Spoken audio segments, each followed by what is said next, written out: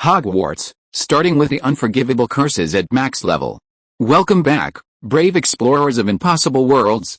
We are excited to have you here to continue this odyssey together. Before we continue, everything you'll hear is pure fiction, so please don't try to replicate combat techniques at home. This wonderful story in all its rights belong to its brilliant original author. We are only the messengers of entertainment. Want another dose of adventure? Subscribe to our YouTube channel so you don't miss a single chapter, and if you can't wait, our Patreon has exclusive surprises you'll love. Chapter 51. The Weasley brothers want to have a snowball fight. Is this encouraging me to attack the professor? Looking at the icon behind the achievement, it was clear that this, like the previous one, was a series of achievements. There would definitely be attack the professor, attack the professor, This is driving me crazy. Dylan rubbed his temple. You know, even when he killed a troll earlier, the reward in the end was just some potion ingredients, troll snot. A huge lump. It would be worth a lot of money if sold. It made up for the fact that he had burned the troll's snot with a fiery flame curse. This time I only used a confusion curse on Quirrell, so what happens after that? Could it be that he would have to use Shatter or even Avada Kedavra on a professor to unlock the subsequent achievements? Tisk. Dylan opened the book and lowered his head. His gaze fell on the top of the system panel. A star shone brightly at the top of the panel. While not as bright as the previous high-level spells at the maximum level, it was still very dazzling. Let me see what spell I can pull out this time. It's just a beginner spell, can't it be any more outrageous? As Dylan thought, he seemed to enter a different world. Looking up, he could gaze at the stars above. At that moment, the star trembled violently, and a shimmer of gold and silver suddenly swirled around it. The next moment, the star exploded, and beams of light fell into Dylan's body. Message: congratulations on mastering the maximum level magic, Rictus Sempra, Grin. A spell appeared in Dylan's mind. Soon, he mastered it completely and figured out its effects. Those who were struck by it would burst into laughter. It wasn't a spell of much practical use, but in combat, it could temporarily disrupt the enemy. Never mind, it's just beginner magic. I didn't expect to learn any practical spells. Dylan shook his head. At least it wasn't dark magic. That was already quite good. After dismantling the system panel, Dylan continued reading the book in front of him. It was almost time for dinner. After eating in the Great Hall, he prepared to go to the Allery to see Luna. Meanwhile, behind a low wall, brothers George and Fred crouched, their eyes fixed on the road ahead. They clutched several freshly made snowballs. Hey, we should have learned this magic a long time ago, but we hit Professor Quirrell on the back of the head, and he looked uncomfortable. Don't worry about him, he won't bother us. Look, it's Dylan, SHH, get ready. Dylan walked down the path, completely unaware of the two men. Just as he was about to cross the low wall, George and Fred exchanged a glance, suddenly stood up, and with a powerful swing of their arms, launched their snowballs towards Dylan. Watch out, Dylan, still thinking about the spells he had just learned that afternoon, was startled by the sudden movement. He quickly dodged one snowball, but was hit by another. Ho ha, got it. The Weasley twins burst into laughter and ran off.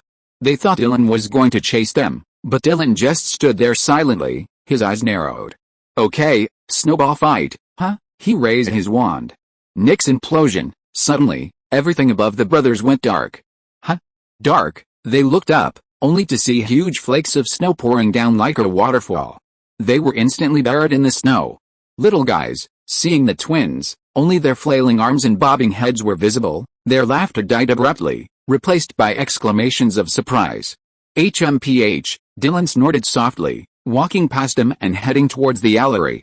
When he returned from feeding Luna, he found them still trapped under the snow, so he slowly walked over.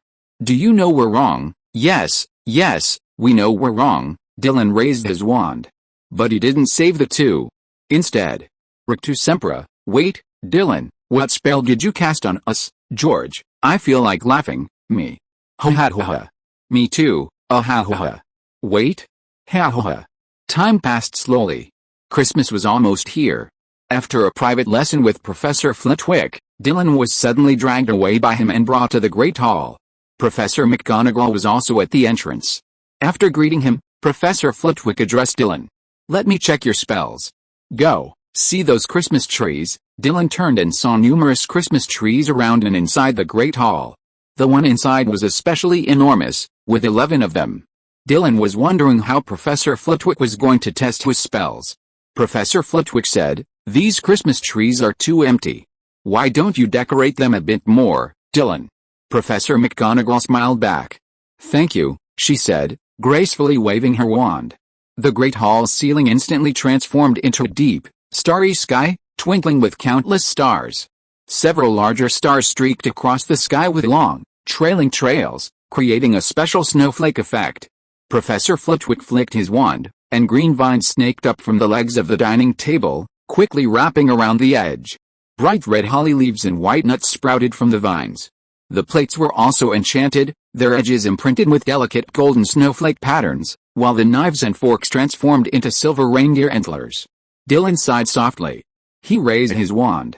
Swish, amidst the ripples of pink starlight particles, wherever he pointed, the air vapor rapidly condensed, transforming into shimmering, hexagonal ice crystals, as thin as a cicada's wing, which then clung to the branches of the Christmas tree. The next moment, pink starlight particles swirled again. Strings of shimmering golden candies landed on the lower tier of the Christmas tree, each one wrapped in glittering paper. Dylan then summoned a host of luminous magical elves. These elves held ribbons woven from magical threads.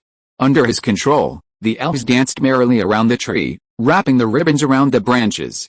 "Oh, nice frost-shaping charm," Professor Flitwick's eyes lit up. "You did a good job on the candy summoning charm, too," Professor McGonagall smiled. "Is that the elf serving and ribbon summoning charms?" "I just taught you those," Professor Flitwick was delighted. Dylan smiled modestly. "Thank you, Professor. This is indeed elf-serving magic. I can't help it, I always learn spells so quickly." The Weasley twins, toiling away, looked up at their junior, who was sitting in the same compartment on the train. "Hey, Dylan can already decorate this place with magic, we still have to carry it by hand." The two of them were a little bitter.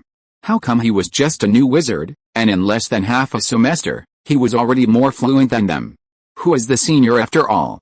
After transforming the Christmas tree branches into an exquisite magic music box, Dylan summoned some colorful feathers and let them fall on the tree.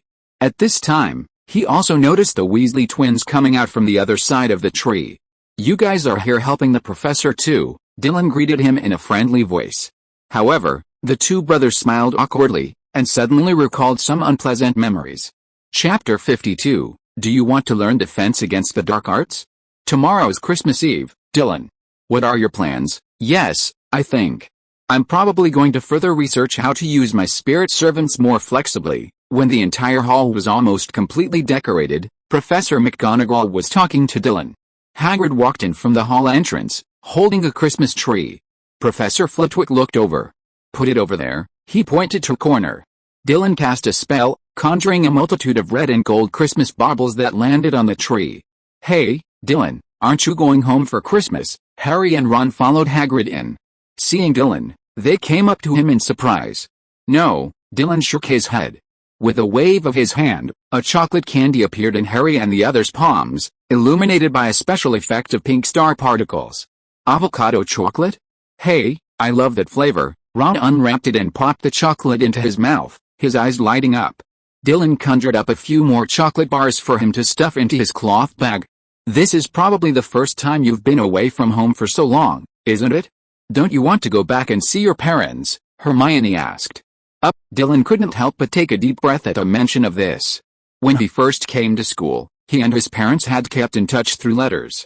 But it seemed that without him, and thanks to his financial support and various ideas, his parents' income had increased. The two of them simply lived a life of their own. Twice, he had sent Luna letters, but after waiting for days, they received no reply. It seemed that without him, the couple's life had become more prosperous. He hadn't even told them whether he would be going back for Christmas, but the young couple had already sent him a letter.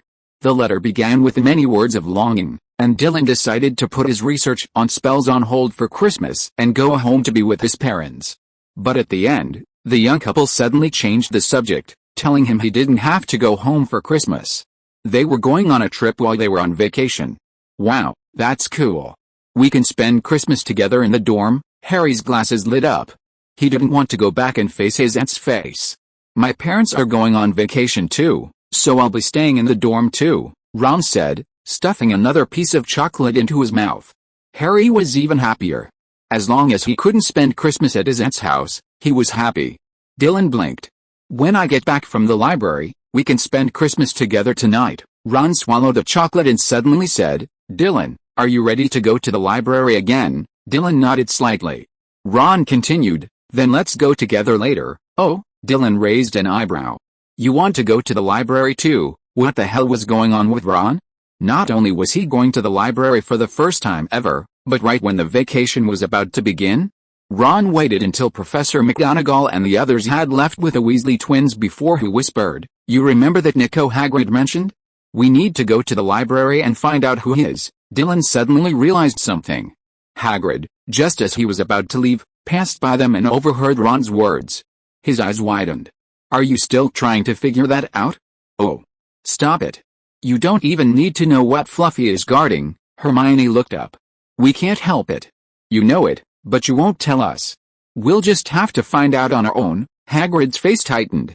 You know I can't possibly tell you this, or you could tell us who this Nico is, Harry asked. Hagrid remained silent. It doesn't matter. Hogwarts library is huge. We can find out on our own. Hermione turned and walked out. Harry and Ron quickly followed. Hagrid stared after them, a headache coming on. These little Gryffindor lions, always so stubborn. Glancing at Dylan, who hadn't left yet, Hagrid glanced nervously around, then said, Tell me, you've been keeping that secret, haven't you? Dylan smiled. Of course. Hagrid breathed a sigh of relief. Dylan reassured him, Don't worry, their curiosity will soon pass. Oh, I hope so. Dylan followed Harry and the others to the library, but quietly began to read his own books. Harry, Hermione, and the other two gathered together, bringing a large pile of books and slowly searching through them for information on Nicholas Flamel. Naturally, they found nothing. Then, it was time for the dinner. After dinner, Hermione was going home for Christmas.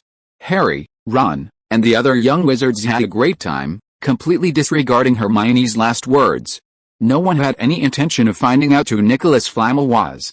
Dylan didn't join in the games played by the young wizards in the common room. After returning to his dorm, putting his things away and feeding Coldball some food, he took his notebook and went to Professor Flitwick's office. It was Christmas, and while the young wizards had a day off, most of the professors remained at Hogwarts. This made it easier for Dylan to find the professors for a little treat. Dylan, come in and warm yourself by the fire. The fireplace in the office was blazing, orange-red flames dancing and emitting a steady stream of steam. Dylan felt the temperature rise as he walked in. What's up? Professor Flitwick, reading, looked up at Dylan and asked. Well, Professor, do you remember what I told you during the tutorial today? Dylan approached the professor. Flitwick thought for a moment. You mean, about counter spells? Yes, Dylan nodded slightly. I want you to teach me defense against the dark arts. We'll start with a counter spell to the fiery blaze, defense against the dark arts. Professor Flitwick paused. Immediately, he frowned and looked at Dylan. If I remember correctly, Professor Quirrell didn't teach the fiery curse in class, right? Dylan smiled. Yes, you know how bad Professor Quirrell's teaching quality is. I had to try to teach myself defense against the dark arts, but there is not much mention of it in the textbook, so I can only come to you to ask. Chapter 53 How could I learn the dark arts, Professor? Professor Quirrell. Professor Flitwick coughed dryly. Quirrell was a Ravenclaw graduate, and so was Professor Flitwick. As they had graduated from the same house, and even served as professors at Hogwarts, he was naturally well aware of Quirrell's usual teaching standards. However, no young wizard would ever say to his face how poor Professor Quirrell's teaching quality was, and now that one had suddenly popped up, he felt a little embarrassed. Dylan blinked. He had spoken too quickly just now and hadn't reacted. Now that he realized something, he quickly continued. Professor Flitwick, the book simply says that the fiery blaze is a very powerful dark magic. Besides the ability to destroy it with a counter spell, a spell more powerful than the stop spell must be used. Dylan's gaze fell on Professor Flitwick. And the power of end-of-Oz spells alone isn't very strong, and it can only temporarily block the fiery blaze. Professor Flitwick listened quietly to Dylan's words before asking, what you said is all correct. Do you know how end-of-Oz spells blocks the fiery blaze? Dylan nodded slightly. Although end-of-Oz spells has the effect of terminating and restricting the effects of all magic, it is a very powerful counter magic, But the fiery blaze is also an extremely powerful dark magic, which causes it to have the effect of incinerating everything. All matter attached to the fiery blaze will only burn out on its own after it is completely consumed. Therefore, end of all spells should only be able to confine the fiery blaze and wait for it to extinguish itself. In fact, there is no way to truly counter the fiery blaze. Professor Flitwick glanced at Dylan with some surprise, having never expected him to possess such a profound understanding of such an advanced and obscure spell. However, he had already sensed Dylan's intelligence during their interactions with the young wizard, so after a brief moment of surprise, he fell into deep thought. Regarding the counter spell to the fiery blaze, I honestly don't think you'll encounter it in the next few decades. Under normal circumstances, Professor Flitwick seemed hesitant. After all, this involved the dark arts, and even if it was just a counter spell, as a charms professor, not a defense against the dark arts professor, teaching a first-year wizard. But if you truly wish to learn, understanding more might help you understand other spells. Professor Flitwick thought for a moment before saying, it's getting late today.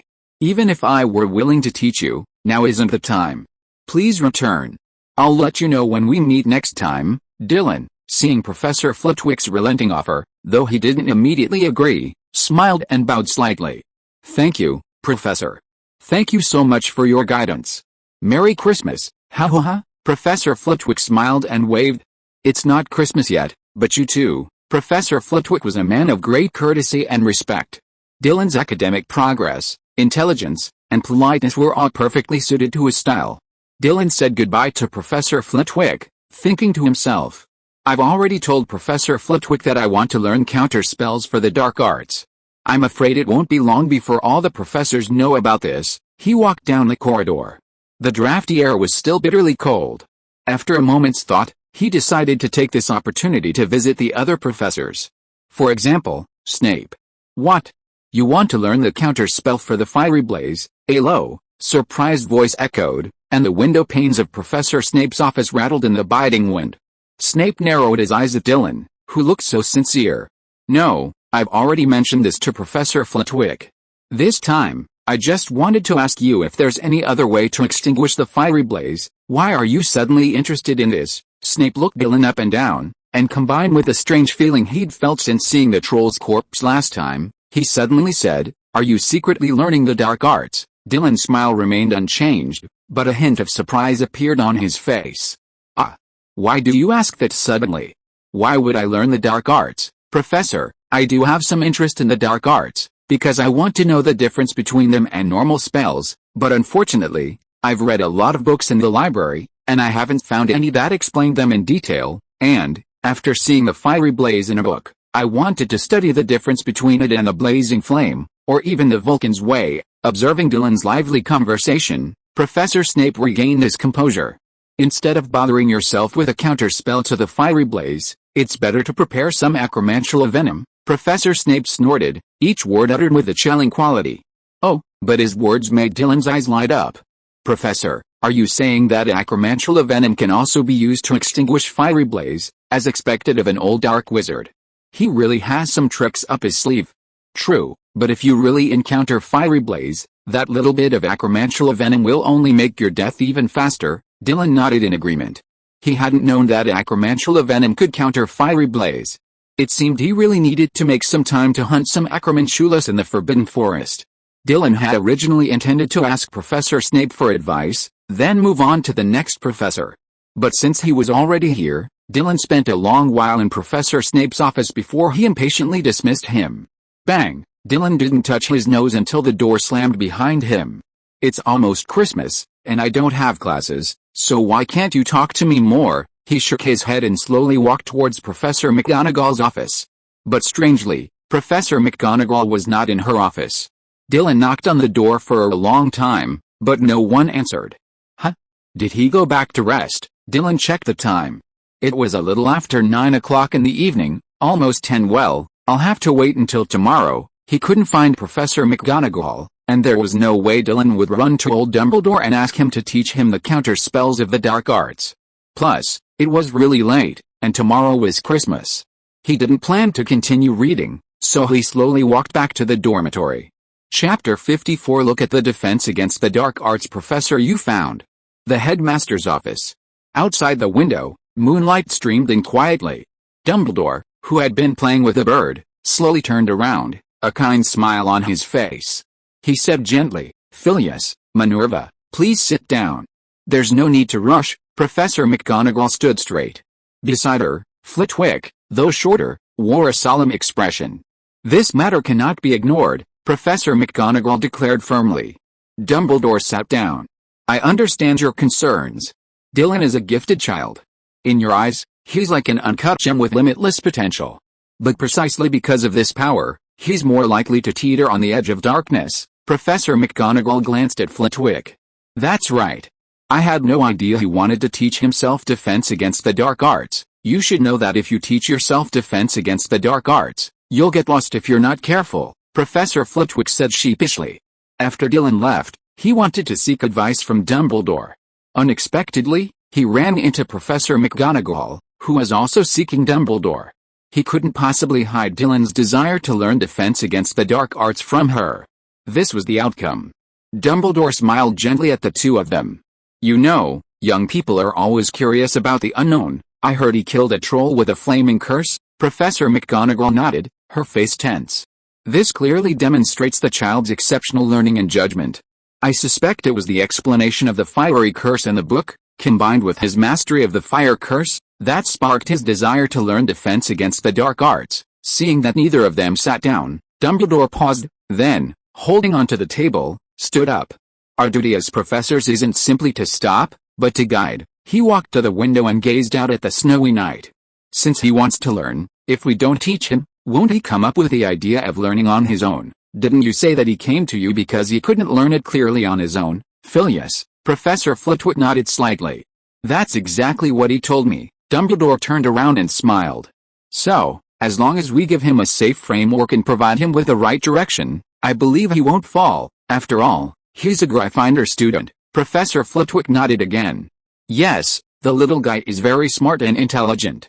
Besides, I don't think there's anything unusual about him wanting to learn defense against the dark arts." Professor McGonagall glanced at him, moved her lips, and finally said, "Yes, learning the counterspell to the fiery blaze is certainly not that unusual. So if I say that he mentioned a new spell to me today, what about the entropic distortion charm, huh?" Professor Flitwick and Dumbledore both looked at her. Professor McGonagall sighed. "In all my years of teaching, I've never witnessed such courage in a young wizard. His audacity far exceeds my wildest imagination." Professor Flitwick frowned. "What do you mean?" "This new spell, the name isn't very friendly." Professor McGonagall's eyes twitched. "It seems his research on the living transfiguration charm has been stuck. Today, while we were discussing transfiguration, he suddenly mentioned it to me." Professor McGonagall sighed. "You'll understand the name. Dylan said that while transfiguration can be used in combat, rather than distracting yourself by trying to imagine the target, it's better to.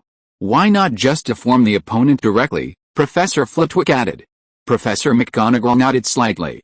"Oh my God," Flitwick exclaimed. "Those without a deep understanding of transfiguration spells would find it difficult to use this spell in combat.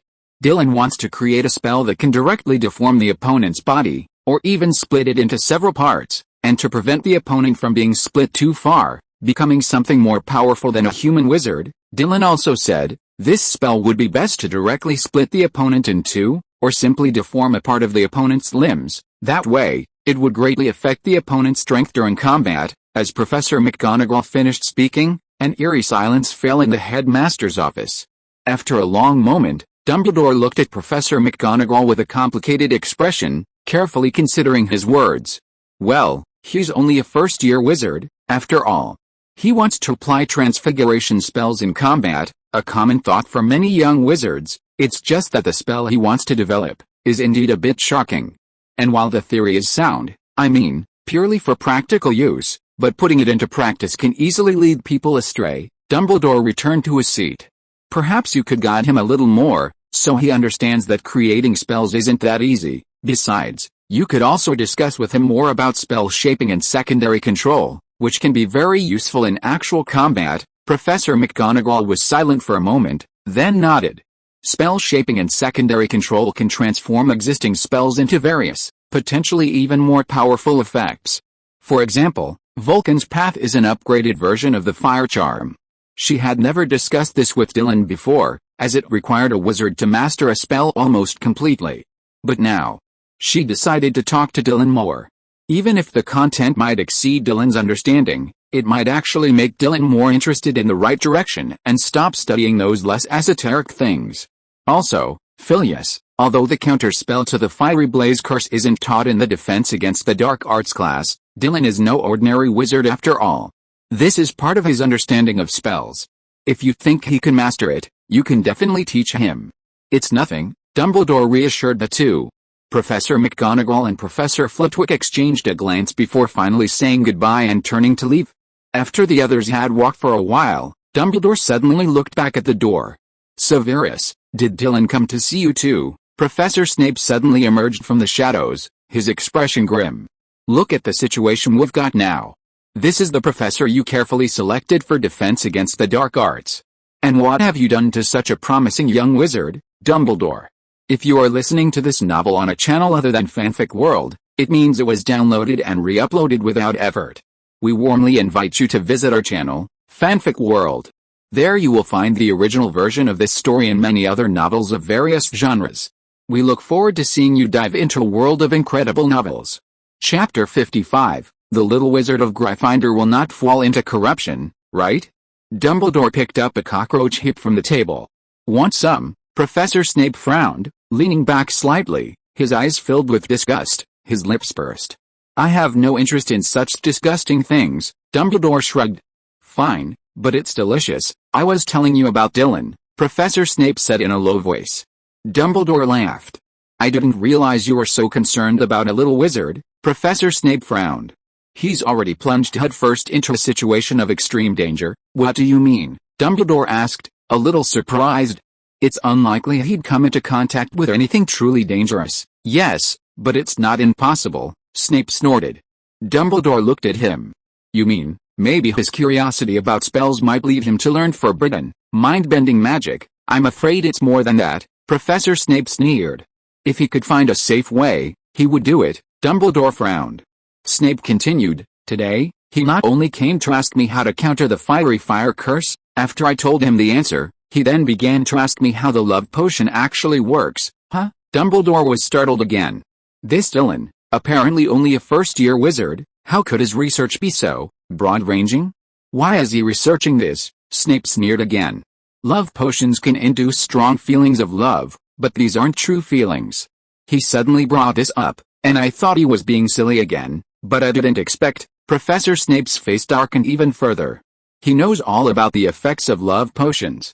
What he really wants to study is, since love potions can create false emotions, can he brew other potions that can also produce emotions? Clearly, he's probably planning to use potions to explore the dark arts. Professor Snape stared at Dumbledore, his face serious. However, after hearing his words, Dumbledore pondered for a moment, then looked up with a hint of curiosity, even anticipation. So, can this be accomplished? No. Professor Snape's face was as gloomy as the sky before a storm. Isn't it?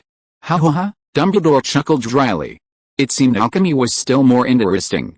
He pondered, this kid always has some bizarre, yet plausible, ideas. At least I haven't considered whether the emotions induced by potions could replace the distortion of the mind, allowing him to practice dark magic. Professor Snape's brows drooped slightly, almost twisting into a knot. Seeing his expression, Dumbledore coughed twice again. Of course, regardless of whether this is actually possible, the destructive power of dark magic is too easy, and the consequences are irreversible. If a wizard completely takes the use of dark magic for granted, they will eventually be twisted by it. Professor Snape's expression softened slightly after hearing Dumbledore's words. I even asked him if he studied dark magic, but he replied that he wanted to study the differences between dark magic and ordinary spells, and then, I'm sure he's not lying. He truly wants to study dark magic. Dumbledore nodded slightly. He had no doubts about Snape's words. Therefore, even though 3 professors came to him in a single night to complain about Dylan, it was clear that Dylan hadn't truly strayed from the right path. His ideas were simply the result of his unconventional thinking and a lack of understanding of the common sense of the magical world. Most importantly, Dylan always consulted a professor with any questions he had, and not just one. This alone proved that Dylan wasn't a bad kid, and he wasn't secretly studying the dark arts. He looked up and said to Snape, "He's still young. We have plenty of time to guide him. After all, he's a Gryffindor, and you know how rare it is for dark wizards to appear in Gryffindor." Professor Snape's eyelids jumped. HMPH, he flung his black robes aside and strode away. Watching Snape's impulsive back, Dumbledore restrained his expression and fell into deep thought. Should I? A night of wind and snow passed. Hogwarts was blanketed in a blanket of snow. It was freezing outside. But Dylan, tucked away in his bed, was surprisingly reluctant to come out. He'd discovered a new way to beautify wizard robes. For 100 gold galleons, they could be transformed into cozy pajamas, soft and plush against the skin. Unfortunately, converting pajamas back into wizard robes didn't require any new money. But if he wanted to transform his wizard robes into pajamas, he'd have to spend another 100 galleons. What a shame. I paid for the enhancements, and they won't let me keep them. Cole Ball hid in his arms, tucking even deeper in after Dylan stood up. He didn't immediately transform his pajamas back into wizard robes, but sat up instead, immediately spotting the mountain of gifts at his feet. So many, Dylan was surprised. He slid back under the covers and cooped up at the other end. Peeking out, Cole Ball also poked his dark head out from under his collar. Dylan unwrapped the largest gift. Wow, the first thing that caught his eye was a Gryffindor scarf and glove set. Dylan picked it up and rubbed it. The magic wool was incredibly soft and even had the magical property of self-regulating its temperature. It was a gift from Professor McGonagall. There was also a copy of Advanced Transfiguration, a guide to complex creature transfiguration, and the entire previous year's issue of Transfiguration Today. Wow, this gift made Dylan even more excited. In Transfiguration Today, there will be many scholars who are extremely outstanding and knowledgeable in the field of transfiguration, who will publish papers and articles in it for communication and discussion. Dylan has benefited a lot from the few copies he has bought here and there. It's not that he doesn't want to buy a whole year's Transfiguration Today at once, although it is indeed very expensive, but he still has some money on hand. The key is that it is extremely troublesome to pre-order this publication. First, you have to send a pre-order request letter to the magazine, and they will only accept pre-orders at the beginning of the year. There is a number of people for each person's pre-order, which is not even available in bookstores. This gift is too luxurious. Compared to this, my gift. Chapter 56 Christmas Gift. Thinking back on the gifts he'd given the teachers, they generally cost under 1 galleon. Many of them were handmade by him, so they didn't cost a fortune. Take Professor McGonagall, for example. He'd used a transfiguration charm to transform a piece of wood into the shape of a tabby cat. He'd also used the Maneki Nico design to make the tabby cat's hands wave up and down. I hope the professors don't mind my gifts. While they didn't cost much, they were all carefully prepared. Dylan then stored all the gifts Professor McGonagall had given him into the system panel. He looked at the next gift. Professor Flitwick had given him a book of experience notes on spell battles. This, too, was incredibly valuable, a professor's handwritten journal. The professor's experience contained within it was worth 10,000 galleons. Put it away, Dylan then looked at Professor Snape's gift. After unboxing it, he pulled out a bottle. This is, Dylan shook the potion bottle slightly, observing the amber liquid within, where tiny particles of magical light flickered. Vitality tonic, Dylan was slightly taken aback. This was a high-level potion that rapidly restored both magic and physical strength. It was extremely precious, capable of rapidly restoring an exhausted wizard to full health in a fraction of the time. It proved incredibly effective in many situations. Furthermore, creating this potion was extremely difficult, as it required an ingredient that was now strictly controlled. Dragon's heartstring. While only a tiny amount was needed, it was a powerful magical ingredient that was difficult to obtain these days. Dylan pursed his lips and smiled softly.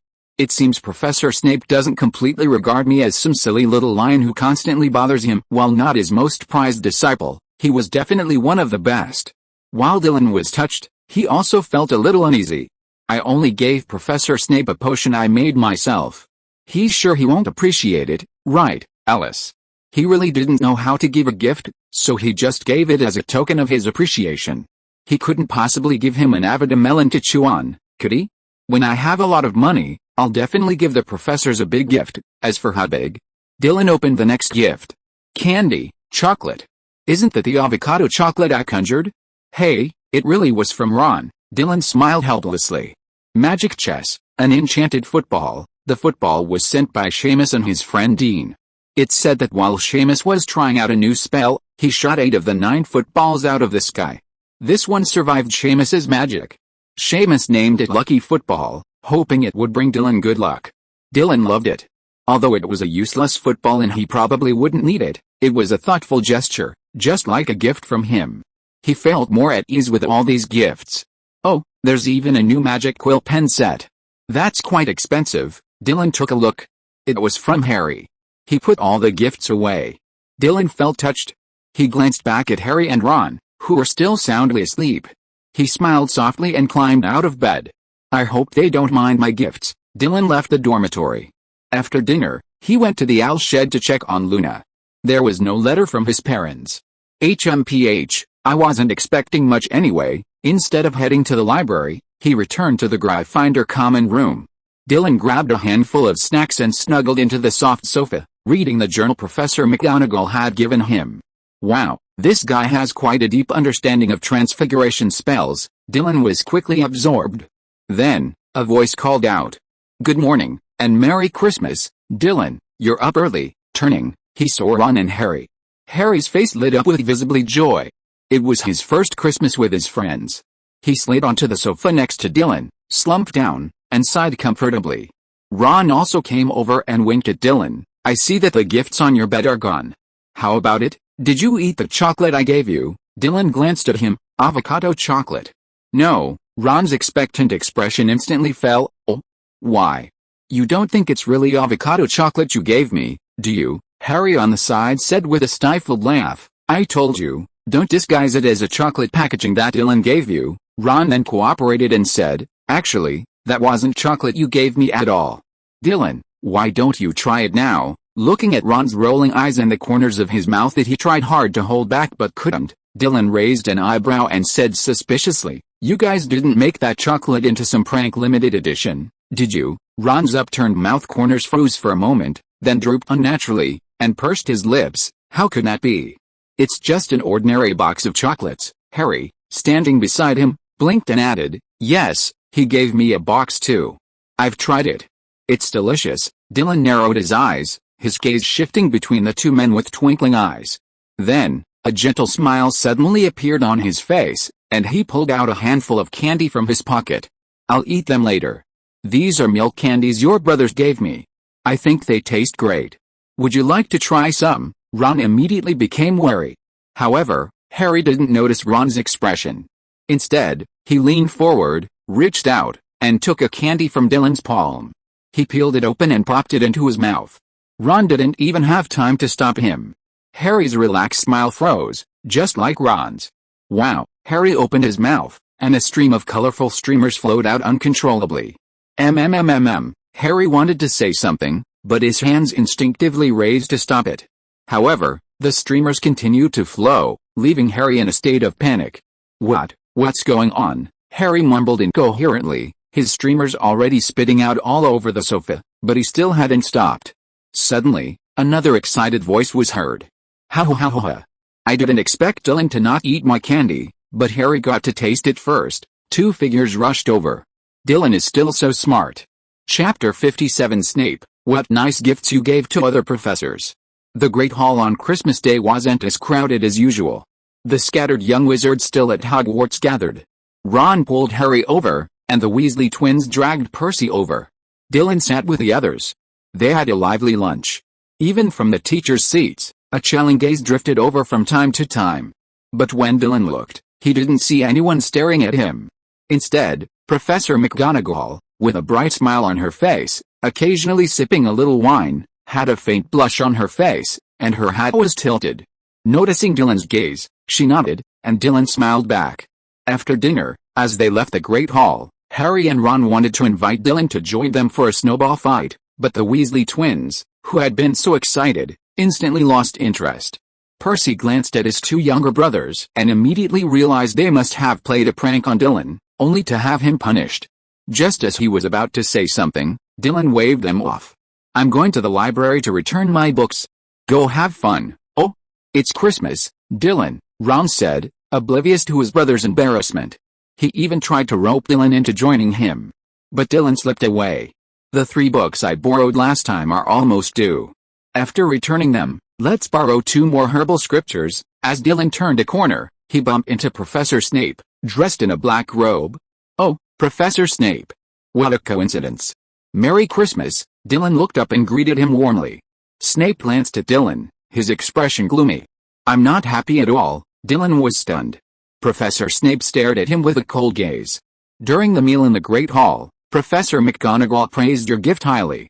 You really put a lot of thought into it. Even Professor Flitwick showed off your gift. It's a piece of music you wrote yourself. Haha, the gifts you gave to other professors are really nice. Dylan, why does Professor Snape sound that way? It's as if he feels that the gift he gave him is a bit underwhelming, not presentable enough. But, thinking of the homemade potion he gave Professor Snape, Dylan felt a little embarrassed. How could he have known that the professors would even talk about his gifts to each other? If he had known this, he wouldn't have given Professor Snape relaxing tea bags, skin glow potion, mood relief potion, hair freshening potion. Every time Professor Snape squeezed out the name of a gift from his tightly pursed lips, the embarrassment on Dylan's face grew even more pronounced. What do you mean by giving me these? Dylan swallowed. I simply think you could be even more handsome, Professor. Someone in the Muggle world once said, a smile makes you look 10 years younger. I'm just trying to make you look the most handsome in Hogwarts. Professor Snape narrowed his eyes, his high nose bridge cast by the shadows of his eyelids, appearing even more stern. The greasy black hair that had previously fallen casually across his forehead swayed gently with a slight movement of his head. So you're saying you think I'm old, Dylan? I'm not. Don't say that. Professor Snape, if you're old, wouldn't the headmaster be buried, Snape? Dylan's words left him speechless. His eyes widened, his lips moved, and he didn't know how to respond. Ahem, Dylan coughed twice. Of course, both the relaxing tea bags and the potions were made by me personally. They're just a token of my love. Your birthday is coming soon. And I'll definitely give you a special gift. You'll be very surprised. Professor Snape's expression slowly settled, his brows twitching slightly, a slight upward movement, but a cold snort escaped his throat. I hope it's not a shock. Don't worry, it won't, Dylan chuckled. After much persuasion, he finally sent this arrogant person away. Dylan breathed a sigh of relief. However, he began to worry about Professor Snape's birthday gift. Alice, it seems this wand enhancement can only be used to enhance my own wand. Otherwise, I could give Professor Snape's wand a set of attack effects like the pink rabbit, or even the mangy snake. As he flipped through books in the library, absorbing knowledge, Dylan would periodically think about what gift to give him. Back in the dorms that evening, Dylan was racking his brains over the gift. Even when Harry snuck up to him and told him about the invisibility cloak, he didn't take it seriously. Looking at Harry's delighted expression, an idea suddenly struck him. If the wand effect doesn't work, what if I send Harry to Professor Snape and give him a good spanking with his wand? Harry's mouth froze in the middle of his chatter, and a shudder ran through his body. Huh? What's going on? Seeing that Dylan seemed unimpressed, Harry rejoined Ron. Dylan cleaned himself up and then fell asleep early, clutching a coal. Instead of dwelling on so much, it was better to get some sleep and think about it tomorrow. The night passed. Dylan still maintained his good sleep schedule, going to bed early and waking up early. He packed up quickly and headed to the dining room. Dylan took a glass of milk and a plate of steaming English breakfast sausages. He picked up the knife and fork and gently cut it open. The sausage casing was fried until slightly golden, sizzling with oil. A bite of it was filled with the aroma of meat. He then took 2 slices of thick cut toast bread, which Dylan liked better. The bread was baked in a magic oven, with a crispy crust and tender inside. Spread a layer of butter on it, and then it melted slightly under the temperature of the bread, emitting a rich milky aroma. He also ate some poached eggs and a small portion of roasted tomatoes. Dylan was quite satisfied. Just when he was about to finish up and have some fruit, Harry came running over. He plopped down next to him, lowered his voice, and excitedly said, "Oh my God. Dylan. Do you know what I saw last night?" Dylan was stunned. "Your parents." Harry's excited expression froze. "How did you know?" I guessed." Harry smacked his lips, the excitement of wanting to tell his best friend a secret fading slightly. But he still told Dylan about his actions last night. "I just wanted to try out the effects of wearing an invisibility cloak, but I didn't expect to go to the restricted section, and Filch was chasing me all the way. Of course, The most important thing.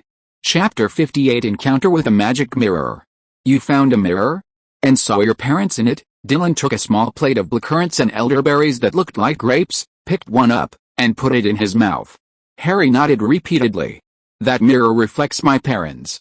They're standing right behind me, as if lost in some memory, Harry murmured. They look so beautiful when they smile. Ron joined in mid-sentence, his eyes wide open as he picked up a piece of bread. What an amazing experience. Why didn't you ask me to come along? I'd love to know what your parents look like, too. My brother says they're heroes. Harry smiled happily. Well, how about we go again tonight? That way, I'll be able to see your family firsthand. Harry had even received gifts from the Wields for Christmas. Yesterday, he felt like it was the best Christmas of his life. That's nothing. You could come over to my house during the summer vacation, Ron said nonchalantly. Harry agreed immediately. Then Ron looked at Dylan. What about you, Dylan? Do you want to come along? We have gnomes in our backyard. We can play with them, or chase pixies. Oh, and my parents have hidden magical treasures. We could spend a lot of time looking for them. Dylan blinked. Seeing Harry and Ron's eager eyes, he thought, his parents were busy making money and living in their own world. Maybe they even wanted to give him a sibling. He hummed inwardly, then nodded. Okay, we can play together during the summer vacation. Great. Don't read those boring books every day, or my mom will make an example of you, Ron chuckled. I'll try, Dylan said, not finishing his words. Harry then said, Dylan, do you want to come along tonight? We can also visit your parents together. Forget it. When Harry had told him about the invisibility cloak yesterday, he had already thought of the Mirror of Erised. Its full name is the Mirror of Erised. Erised is a backward spelling of desire, and is the mythical goddess of discord.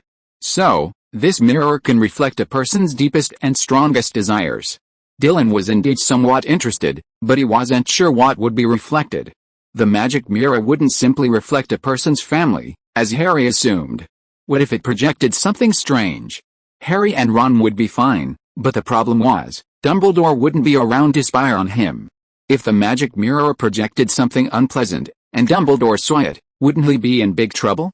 Ah, you really aren't going? Well, I already have an appointment with Professor Flitwick and Professor McGonagall. Oh, don't you have an appointment with Professor Snape? No, what a shame. Dylan finished his fruit and prepared to go to Professor Snape's office. This arrogant little snotty little thing really needed some coaxing. Dylan knocked on Professor Snape's door and coaxed him sweetly for a while before spending the entire day practicing potions in Snape's office. The next day, after his morning class with Professor Flitwick, he began by discussing defense against the dark arts. As expected of a Ravenclaw graduate, he was quite skilled, sometimes offering insightful suggestions that left Dylan perplexed. That afternoon, Dylan discussed transfiguration spells with Professor McGonagall. Professor McGonagall forbade him from further research on the entropic distortion charm, but they engaged in a detailed discussion on the theory of spell shaping and secondary control. Just before dusk, Dylan emerged from Professor McGonagall's office, intending to grab a quick meal and return to consolidate his knowledge. On his way, he stumbled upon a deserted classroom, save for a floor-to-ceiling mirror. Huh? Dylan was startled. The door wasn't completely open, but rather half-closed, but as he passed, he could see the mirror. Dylan stopped in his tracks. Is this the abandoned classroom Harry mentioned? He glanced inside and it certainly looked like it. Is this classroom so conspicuously located? Dylan's eyebrows raised. Maybe old Dumbledore deliberately arranged this after returning the invisibility cloak to Harry. He had refused to come with Harry to look in the mirror yesterday, but since he'd run into him today. Dylan glanced around, but couldn't see Harry. Harry's not here, so old Dumbledore probably isn't here either. Dylan hesitated at the doorway for a moment before slipping into the classroom and quietly closing the door behind him. Looking in the mirror once, achieving an achievement. Who knows what the reward will be? Dylan looked around, then circled the mirror 3 times with his wand. He didn't sense any other prying presence. Slightly relieved, he slowly stood before the mirror, examining the words engraved above. Looking backward, what I present is not your face, but the longing of your heart. Dylan stared into the mirror. The mirror's surface seemed shrouded in a thin mist. The moment his figure fully reflected it, the mist gradually dissipated, revealing a clear image. One spring afternoon, Dylan and his parents had left their cramped home and moved into a villa.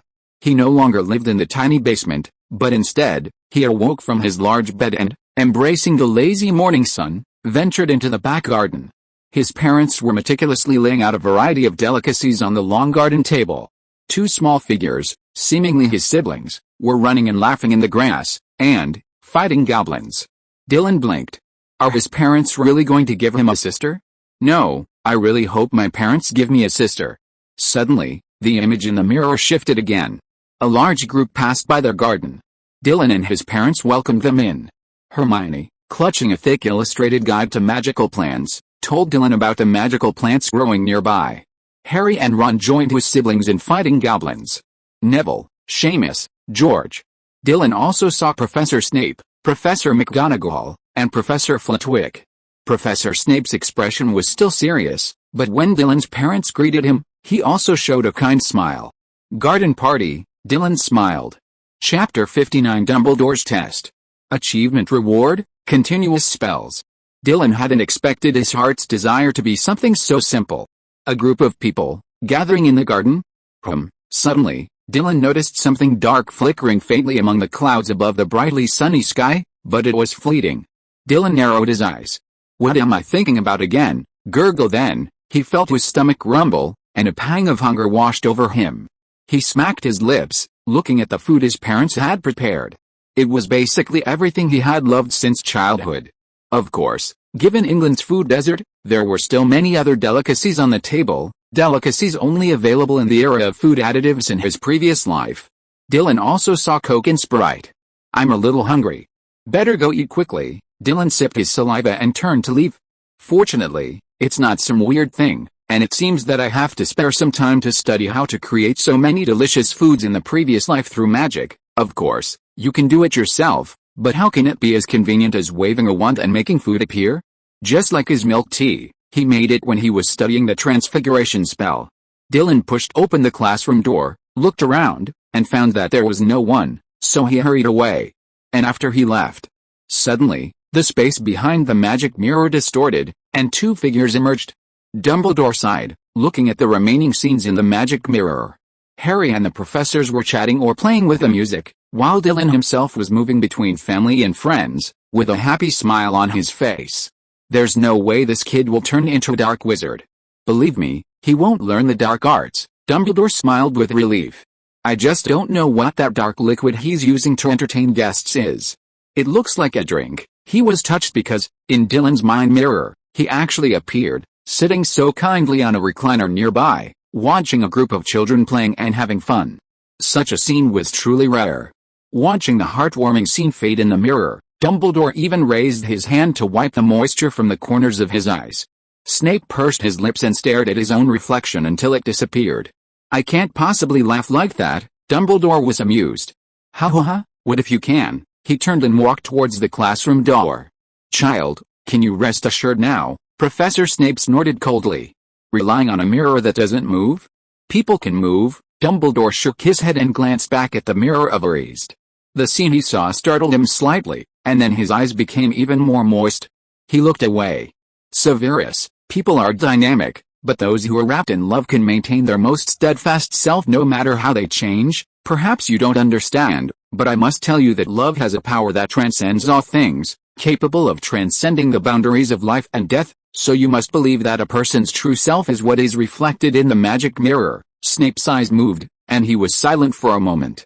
HMPH, considering that he immediately understood the meaning of the inscription on the mirror the first time he saw it, I can only reluctantly believe that a truly intelligent person will not truly fall. Dumbledore laughed again, stopped, and looked Snape up and down. Severus, your hair looks a lot fresher today. Your skin has improved a lot, too. You look more youthful and sunny. How wonderful. Professor Snape twitched his lips. Enough of your nonsense. He was about to leave the classroom, but Dumbledore stopped him again. Severus, I think you should give legilimency and occlumency to that child. What? Snape froze in his tracks, turned back, and frowned. He's only a first year. Why should he learn all that? Dumbledore smiled faintly. He's a kind and hard-working child. As headmaster and dean, we need to compensate him for using our power to pry into the secrets of a student with such integrity. Dumbledore turned and left. Snape silently watched the old man's retreating figure, his eyes sunken. After a moment, He raised his hand to touch his hair, then his cheek. This kid's got a knack for some weird potions. With a snort, Professor Snape strode off, still moving briskly, though his steps seemed a bit more brisk. Meanwhile, after arriving at the Great Hall, Dylan, though eager to indulge in a feast, simply placed a dozen or so dishes before him. After finishing them all, he returned to his dorm. After cleaning up after himself, Dylan sat on his bed and began checking the system prompts. Achievement, peek inward, description, you've seen your truest self, requirement, look into your heart through the mirror of Aries, achievement reward. 10 spell explosions. Oh? Spell explosions. Dylan raised an eyebrow at the system prompt. This time, the reward wasn't galleons, magical talents, or various herbs.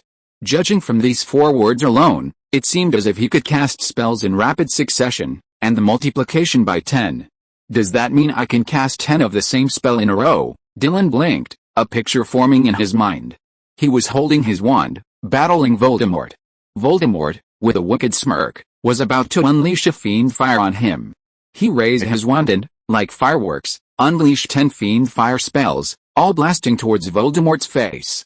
I wonder what the reward will be for defeating Voldemort with a pink fluffy bunny, Dylan thought, taking out his wand and preparing to experiment. Just Petrificus Totalis, Petrify Total. Dylan waved his wand at the scattered objects on the bedside table, and magical power instantly surged out. After petrifying a small wooden sculpture, Dylan didn't stop. Petrificus Totalis, his wand continued to radiate magical energy. With each gentle tap, tap, tap, the small objects on the bedside table stiffened. The entire process was incredibly smooth. After firing 10 spells of Petrify Totalis in quick succession, Dylan felt his mental strength weaken slightly. He shook his head, suppressing the feeling of emptiness within him. It seemed like he'd need to get used to casting 10 spells at once. Chapter 60, Learning the Counterspell of Dark Magic. Although I've mastered several dark arts to the highest level, besides the 3 unforgivable curses, I still need to learn the counters for the rest of the dark arts as soon as possible. As the Christmas holidays wore on, Harry and Ron frequently visited the mirror of Aries late at night to see their reflection. Eventually, Dumbledore discovered them and removed the mirror, leaving Harry dejected. But Dylan had no time to comfort him. He had been busy these past few days researching counters for the dark arts. For unknown reasons, Professor Flitwick, who had initially been hesitant about teaching him counters, not only agreed to teach him the counter to Fiery Blaze but, for the first time, offered to teach him counters to other dark arts beyond that. Dylan had been studying this topic constantly. Besides that, he had much else to do, such as planning to enter the Forbidden Forest. It was a dangerous undertaking, and Dylan had to be fully prepared, no matter when he entered or when he left. Or where to find the giant acromantula, including how to collect its venom once he found it. These were all things Dylan needed to do. And he couldn't neglect his other subjects, he had to improve them all simultaneously. This meant that even though it was vacation, Dylan's schedule felt even more packed. Next year, the Defense Against the Dark Arts professor will be replaced. Dylan suddenly thought of this while practicing the counter spell to the Fiery Blaze. Dylan couldn't quite remember the name of the next year's Defense Against the Dark Arts professor, but it seemed someone named Luo was also in the mix.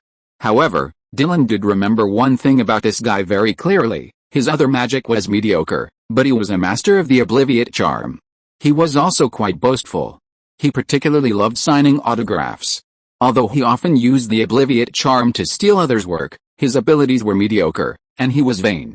But after becoming a professor, his signature allowed me to borrow banned books from the restricted section. Dylan remembered that this guy had originally intended to use the Obliviate Charm on Harry and Ron.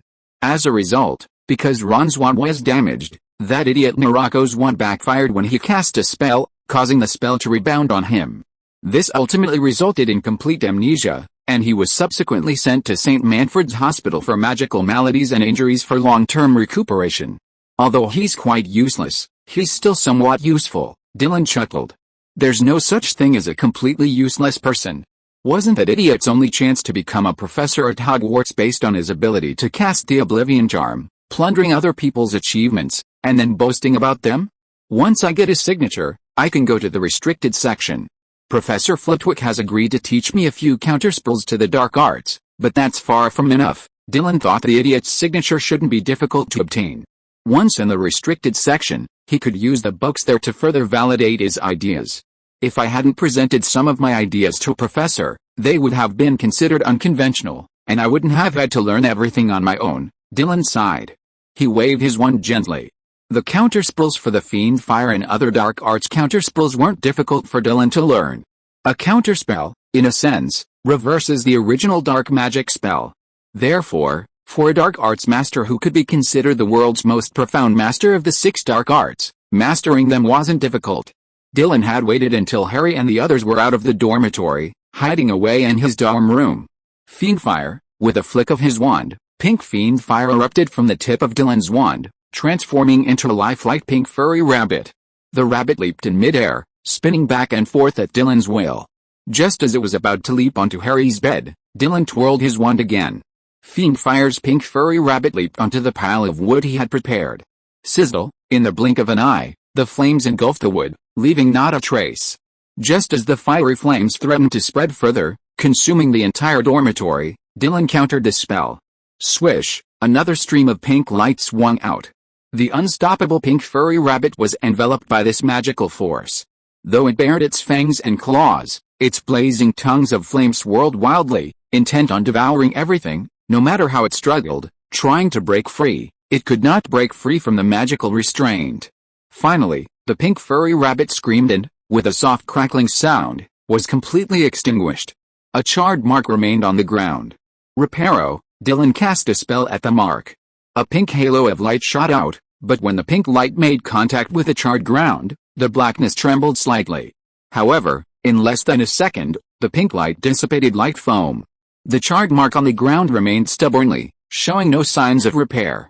Dylan's expression remained calm, not surprised by the situation, but rather one he had anticipated. He slowly stood up, reached out to grasp the corner of the bed sheet, and gently pulled it downward. Harry's sheet fell, securely concealing the charred mark beneath it. Dylan patted the sheet with satisfaction, rose, and returned to his own bed. If I want to practice dark arts on a large scale in the future, including counter spells, I'd better go to the Room of Requirement. The Room of Requirement is extremely secluded and has special protections, making it difficult for anyone to discover what those within are practicing. Only those with a genuine need can find and enter it, and the interior changes according to their needs. Most importantly, it is also resistant to magical detection. Therefore, if Dylan wants to practice dark arts, counter spells, or any ideas he needs to test, he can go to the Room of Requirement for research. It is also one of the few places where Dylan can go without worrying about Dumbledore noticing anything amiss. Perhaps I'm being too cautious. Dumbledore may be a great wizard of our time, but he's still a human being. In the end, Dumbledore was plotting Voldemort's doom, even to the point of sacrificing his own life. Dylan thought he should relax a little and stop being so paranoid. Dumbledore couldn't possibly know everything. Chapter 61, Spell Refinement Function? Why not just rob Gringotts? The simplest thing is that even after his death, Dumbledore didn't know the locket was a fake. This alone proves that Dumbledore couldn't know everything. He wasn't a god, and his mind wandered sometimes. Furthermore, Dumbledore had a fatal weakness, his sister. It was precisely because of this weakness that Voldemort allowed Dumbledore to wear the ring containing the Resurrection Stone, thus inflicting a terrible curse. However, if Dumbledore had discovered the locket was a fake while he was still alive, he might have been more relieved. This meant that he wasn't alone in his quest to destroy the Horcruxes. Of course, until I've developed into a wizard on the level of Dumbledore, Voldemort, or even Grindelwald, it's best to stay hidden. Dylan felt that he was only a first-year wizard, and hiding didn't mean much. At most, it showed that he was stable enough. After easily mastering the counter spell to the fiery blaze, Dylan opened the system panel. Dylan had used almost every other system function, except for one he hadn't tried yet. That was the spell refinement function within the wand icon. Initially, Dylan had no spells to refine. And once he mastered the 3 max level Unforgivable Curses, he didn't see the need for refinement. But now, with his knowledge of more and more spells, he could actually use this function on quite a few.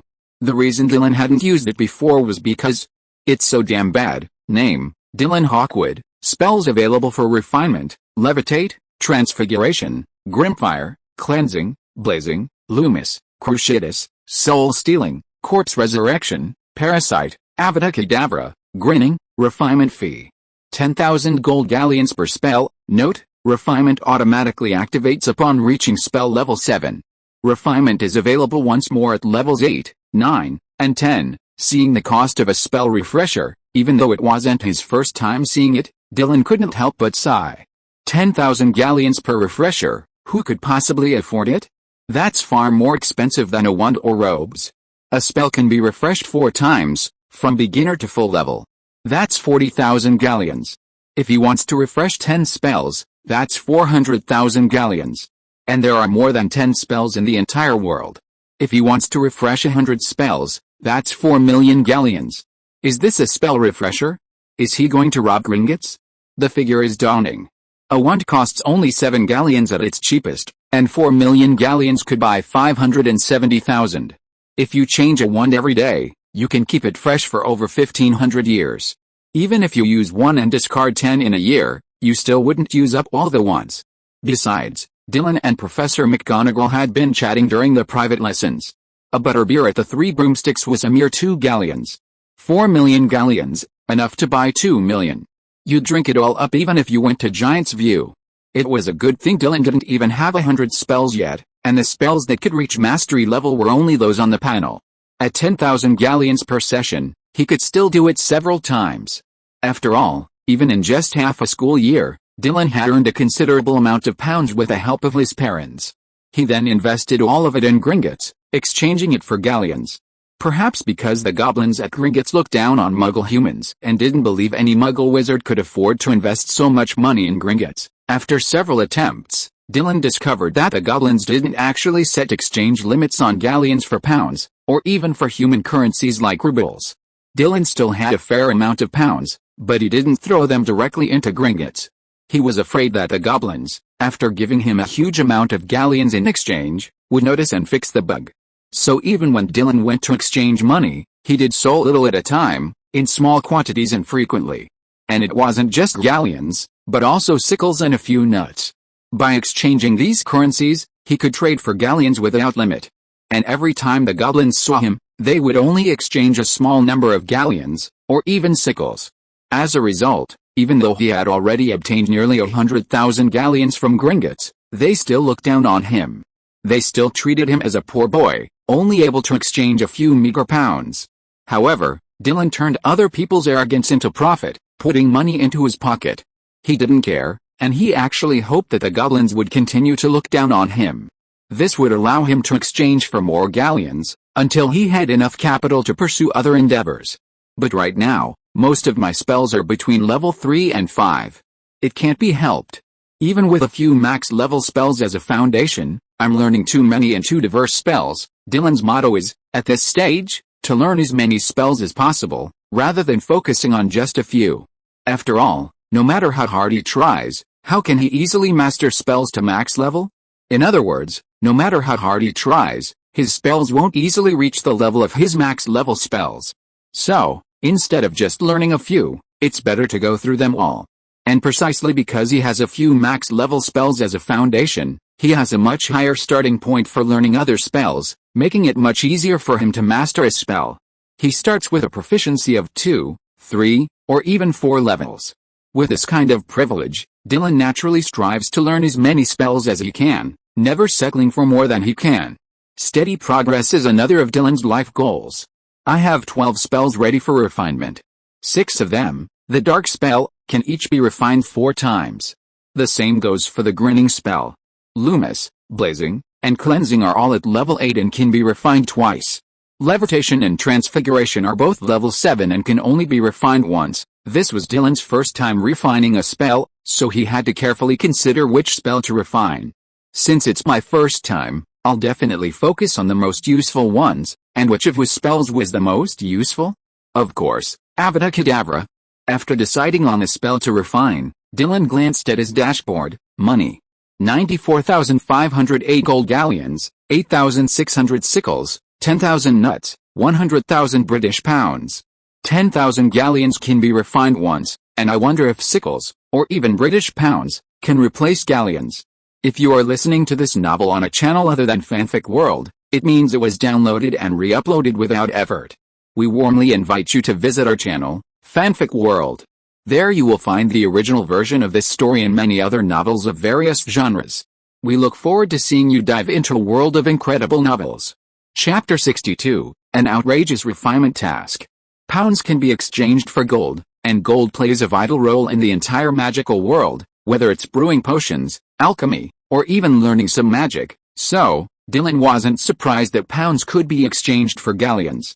So, if the achievement system could directly accept pounds or gold for spell mastery, rather than requiring galleons to redeem mastery passes, it would be much more convenient for Dylan. After some thought, Dylan decided on the spell he wanted to master. Instead of exchanging galleons for mastery passes, he tried using pounds, message, yes no to spend 100,000 pounds to master the spell Avada Kedavra. The moment the system popped up, Dylan's eyes lit up. Pounds could actually replace galleons for mastery passes. However, before he could even get a moment's joy, he saw the required amount and his vision went dark. How much? How much? Dylan rubbed his eyes and glanced at the system panel again. Yet, the gleaming string of zeros once again stung Dylan's eyes. 100,000 gringotts. Ugh, I'm so pissed off, Dylan glared. 100,000 pounds, gringotts can still exchange me for 20,000 gold galleons. You're charging me 10,000 gold galleons for a spell, and you're charging me a full 100,000 pounds. Is this an achievement system, or a pay-to-win system? Dylan's mouth twitched. It seemed the most cost-effective way was to use galleons to offset the spell's cost. With a helpless sigh, Dylan spent 10,000 gold galleons. Could it be an Avada Kedavra cannon? Message, you've spent 10,000 gold galleons. You've opened the Avada Kedavra refinement panel. Please check the refinement tasks. Seeing the system pop-up notification, Dylan narrowed his eyes, a sudden sense of foreboding rising in his heart.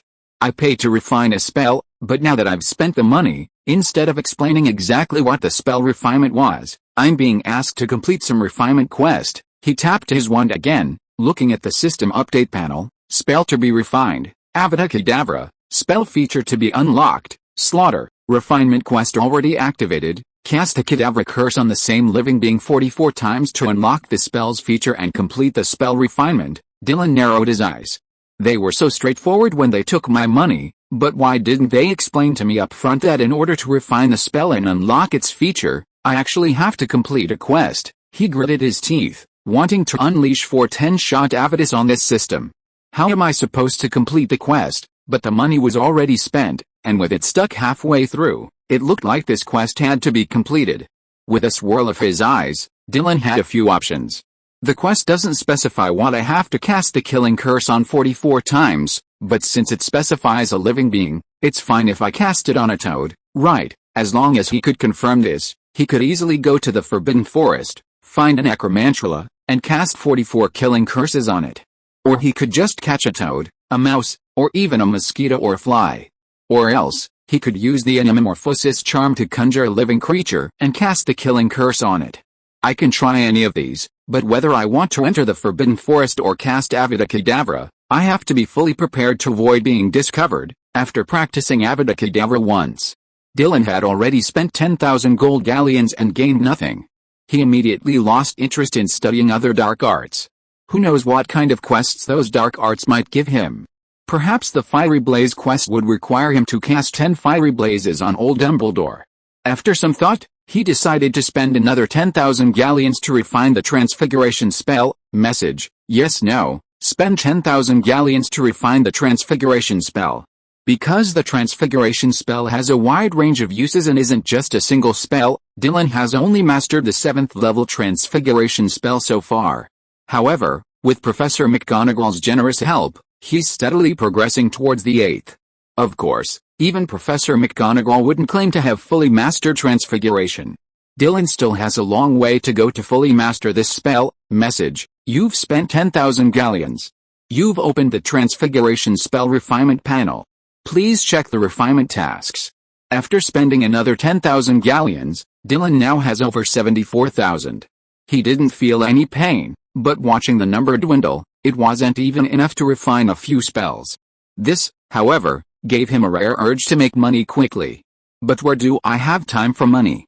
Besides learning spells, I also have to consider going to the Forbidden Forest to practice my magic, and find some ingredients for potion research. There was simply too much to do every day. So, The money-making thing. Let's leave it to my two shameless parents, who are already an old married couple, but still daydream about having a life of their own. Rather than working themselves to death as a first-generation rich kid, it's better to be a second-generation rich kid with free access to funds. I'll write to them soon. They need to get up and start working. As for siblings, once I finish my studies and return, it won't be a problem for them to live a few more decades. They'll have plenty of time to have children later, but simply urging his parents to work wasn't enough. What kind of business acumen could two ordinary workers have? Expecting them to invest their money on their own would only lead to losses.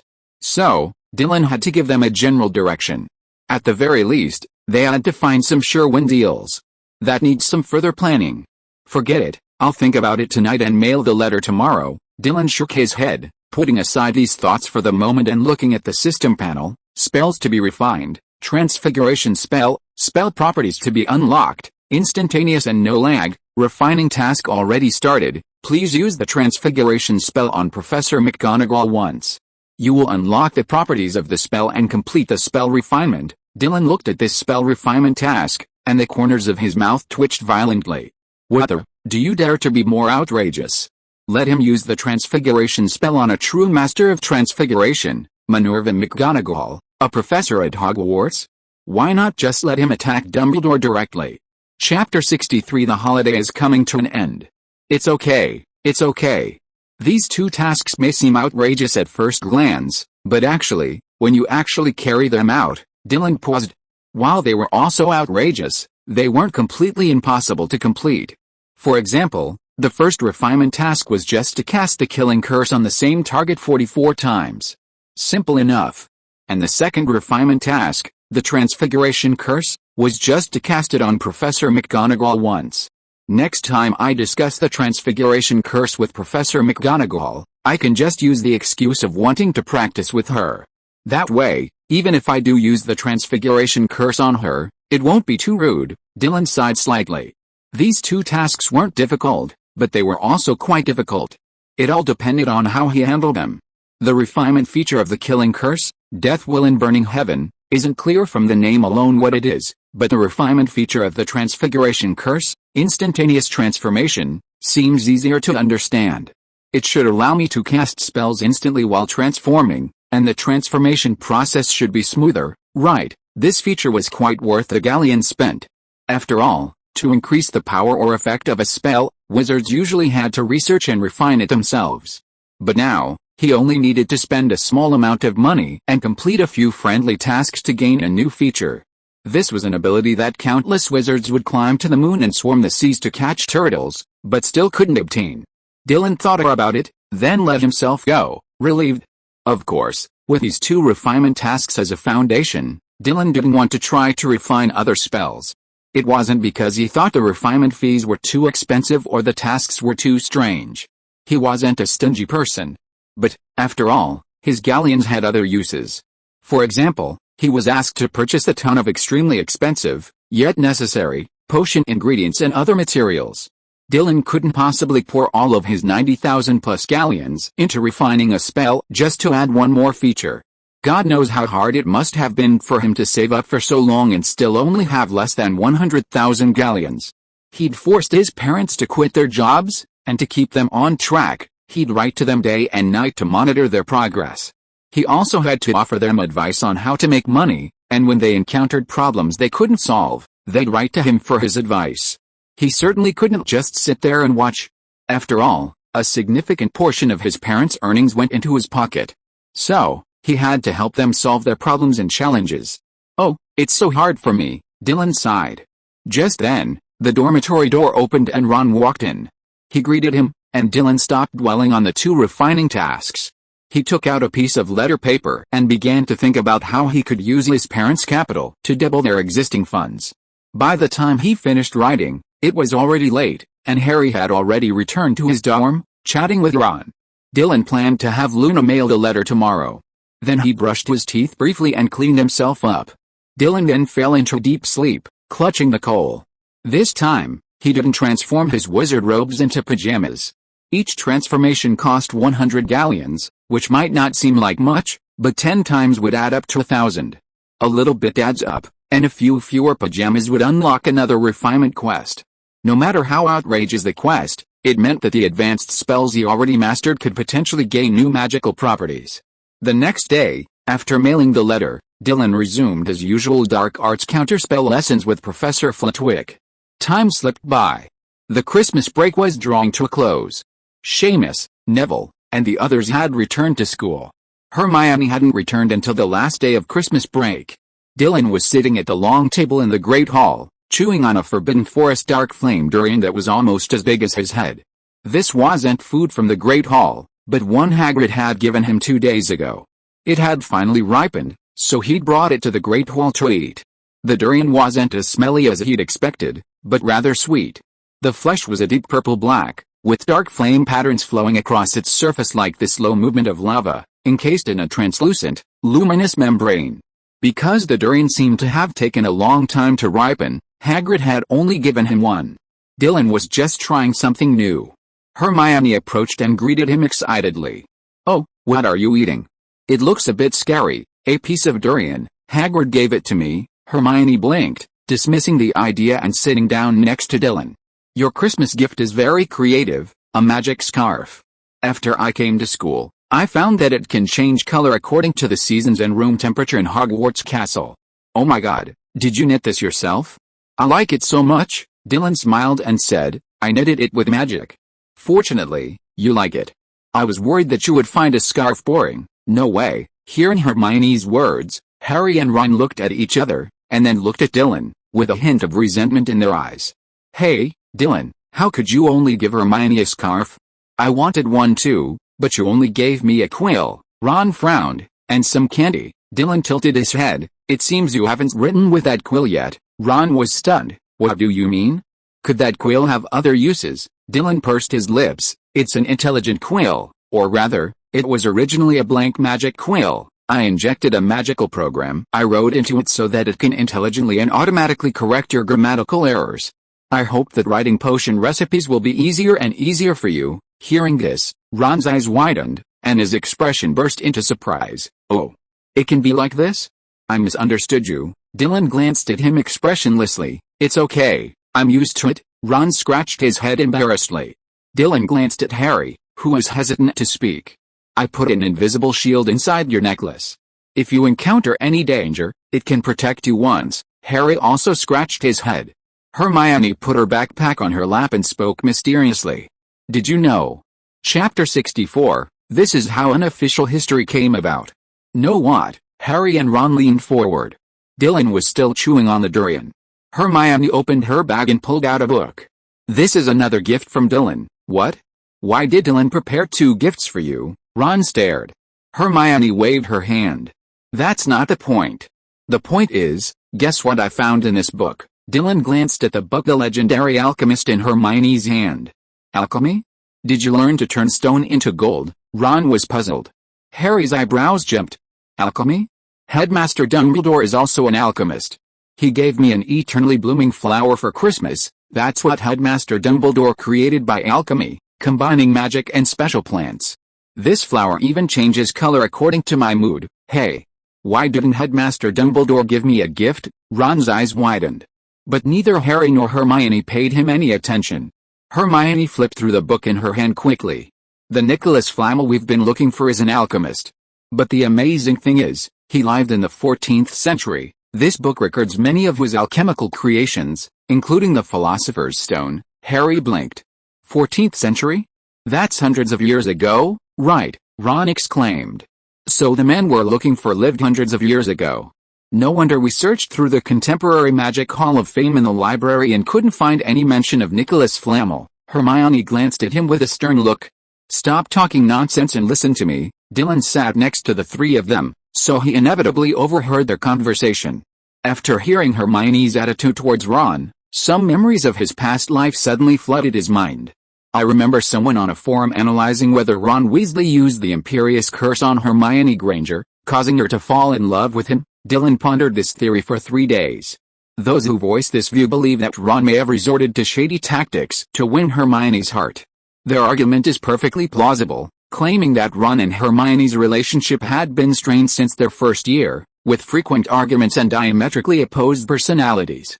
They also claimed that Ron's exposure to the dark arts had affected his sanity. This is particularly evident in the finale, where Ron appears extremely emotional due to his Horcrux locket. Furthermore, in a class led by Barty Crouch Jr., disguised as Professor Moody, students were taught the unforgivable curses, including the Imperius curse. Ron even successfully cast the Imperius curse on the Goblin Griffock in the finale, demonstrating his mastery of the spell. Of course, after 3 days of reflection on this theory, Dylan concluded, that's how the unofficial history came about. After all, in the book, it wasn't Ron who cast the Imperius curse on Griffock, but Harry. Furthermore, he still vividly remembers a comment that refuted this view. That commenter said Ron in the books was incredibly charming, the kind of charisma that would make any woman fall for him. This also meant that Ron couldn't possibly use the Imperius curse on a woman, his charm was simply there. The comments below all said he was probably under the Imperius curse himself. These comments kept Dylan laughing for 3 days. Of course, the book and the film differed in many details, and Dylan was now in this world.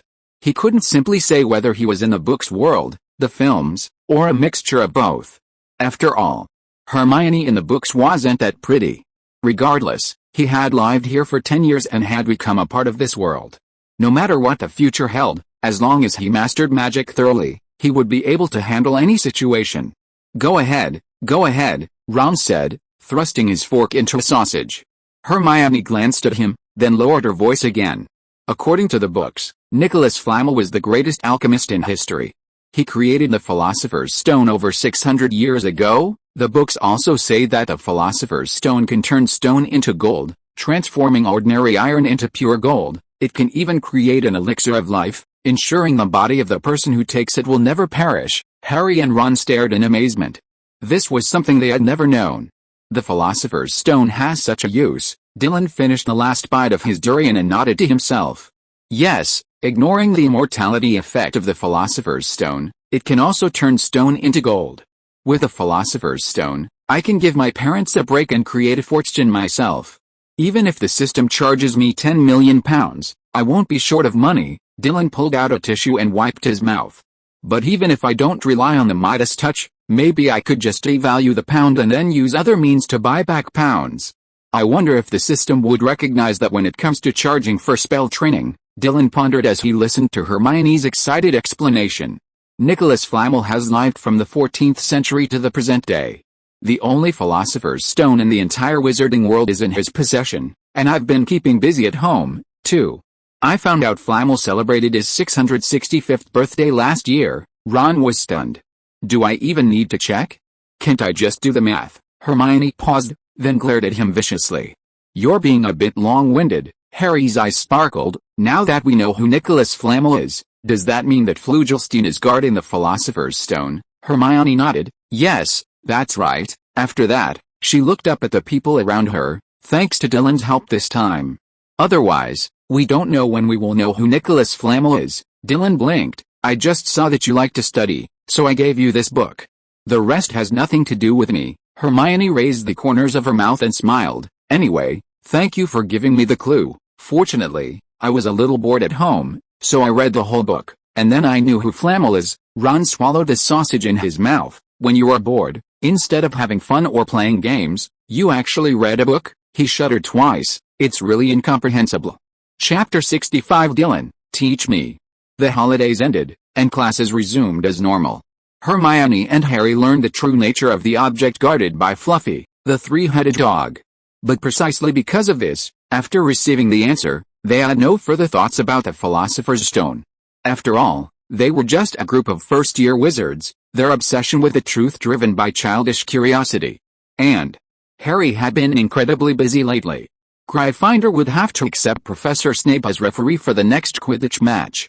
Given Professor Snape's usual attitude toward Harry, and indeed toward Gryffindor as a whole, not just Wood, but the entire Gryffindor Quidditch team felt that Professor Snape would likely be watching closely, looking for opportunities to deduct points from Gryffindor.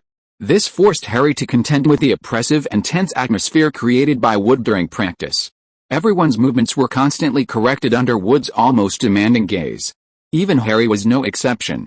By the time Dylan had almost finished preparing to secretly head to the Forbidden Forest, He had returned to his dorm that evening. Harry lay listlessly on the bed, a look of despair on his face. Knowing that Harry was a bit exhausted from his recent busy schedule, Dylan pursed his lips. "I've learned a new spell that helps me relax when I'm tired from studying. Would you like to try it?" Harry, whose eyes had been gloomy, immediately tried to get up, but after some effort, he only managed to raise his head. Of course, Dylan nodded slightly and drew his wand. Serenitas Lux, soft pink particles burst from the tip of the wand, and upon contact with Harry, they merged into his body. Harry felt his strained nerves relax under the spell. He stretched his limbs and stretched out lazily. "Wow, what a magical spell. I feel like I just woke up." Dylan raised his lip. "I found this spell in an old spellbook. If you want to learn, I can teach you." Harry perked up. "Really? Dylan, teach me." Dylan nodded. He briefly explained the key points of the spell to Harry. The spell wasn't complicated, easy to learn, and very practical. Mainly focus on stressing the second syllable ray of the first word and the second word. Remember to pronounce it slowly and slowly. When chanting, let the air flow smoothly. Some words should be pronounced clearly, while others can be softer and shorter. Under Dylan's guidance, Harry quickly mastered the spell. After a dozen attempts, he successfully mastered it. When Ron and Neville returned, they saw Dylan teaching Harry magic. "What are you learning?" Ron trudged in. Looking up, he saw Harry, wand in hand, an excited grin on his face. He raised an eyebrow in confusion. A very useful spell, a sly glint flashed in Harry's eyes, and then he suddenly raised his wand and waved it gently at Ron. Serenitas Lux, a bright beam of light shot out from the tip of his wand, enveloping Ron like a golden ribbon. Ron, startled by the sudden spell, instinctively flinched back. Neville, standing beside him, also widened his eyes. But a moment later, as the golden thread merged into Ron's body, the heavy feeling of fatigue on his shoulders was lifted away like a breeze. Ron felt his eyelids no longer feel heavy, and his mind became much clearer. He blinked in disbelief. "What kind of spell is that?" "Fatigue removal. Dylan taught me." Ron looked at Dylan eagerly. "You guys are secretly learning magic in the dorms? I want to learn too." Dylan felt a little helpless. It was just a spell, easy to teach. He tried teaching it to Ron and Neville, and later Seamus as well. However, by the time Seamus had mastered it, even Neville had learned the fatigue removal. Ron hadn't mastered it either. Dylan finally understood why Hermione always treated him with such disapproval. "It's getting late. I'll teach you tomorrow when I'm free." Dylan politely declined Ron's request for another lesson.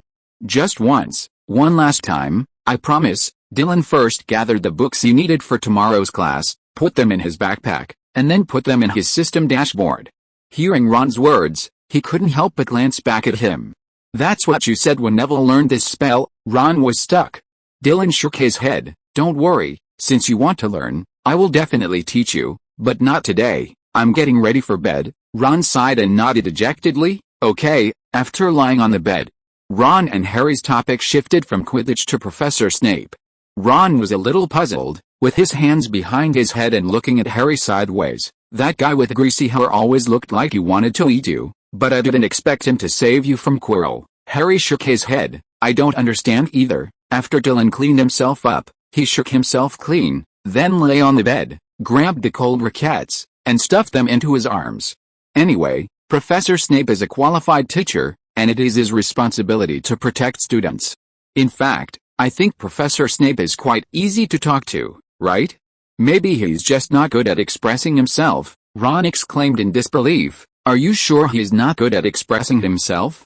He can choke people to death with just one sentence. You were next to him when he scolded me last time. Didn't you hear what he said?" "Oh, Mr. Weasley, is your head full of cockroaches?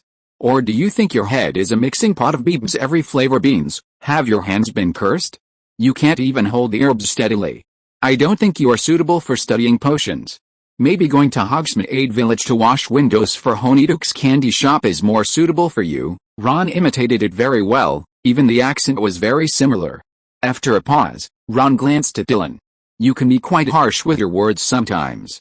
It seems you should go to Slytherin." Dylan twitched his lips and rolled his eyes. "Ron, since you know I can be quite harsh with my words, are you still going to talk to me like that?" Ron's sullen lip froze, and he shrank back, then gave a sheepish smile. Chapter 66, Spell Battle with Professor McGonagall. "Well, Let's get some sleep. We have lots of classes tomorrow, don't we? Ron quickly rolled over, wrapping half his head in the covers. Dylan shook his head and said nothing more. Neville and Seamus chuckled. The night ended in silence. The next day, Ron avoided Dylan. Dylan ignored him and, after class, went to Professor McGonagall's office. He was a little nervous. He planned to ask Professor McGonagall to perform a transfiguration spell with her. He wasn't sure how she would react when she found out. He stood at the doorway, hesitating for a long time, not daring to go in. The next moment, the door swung open.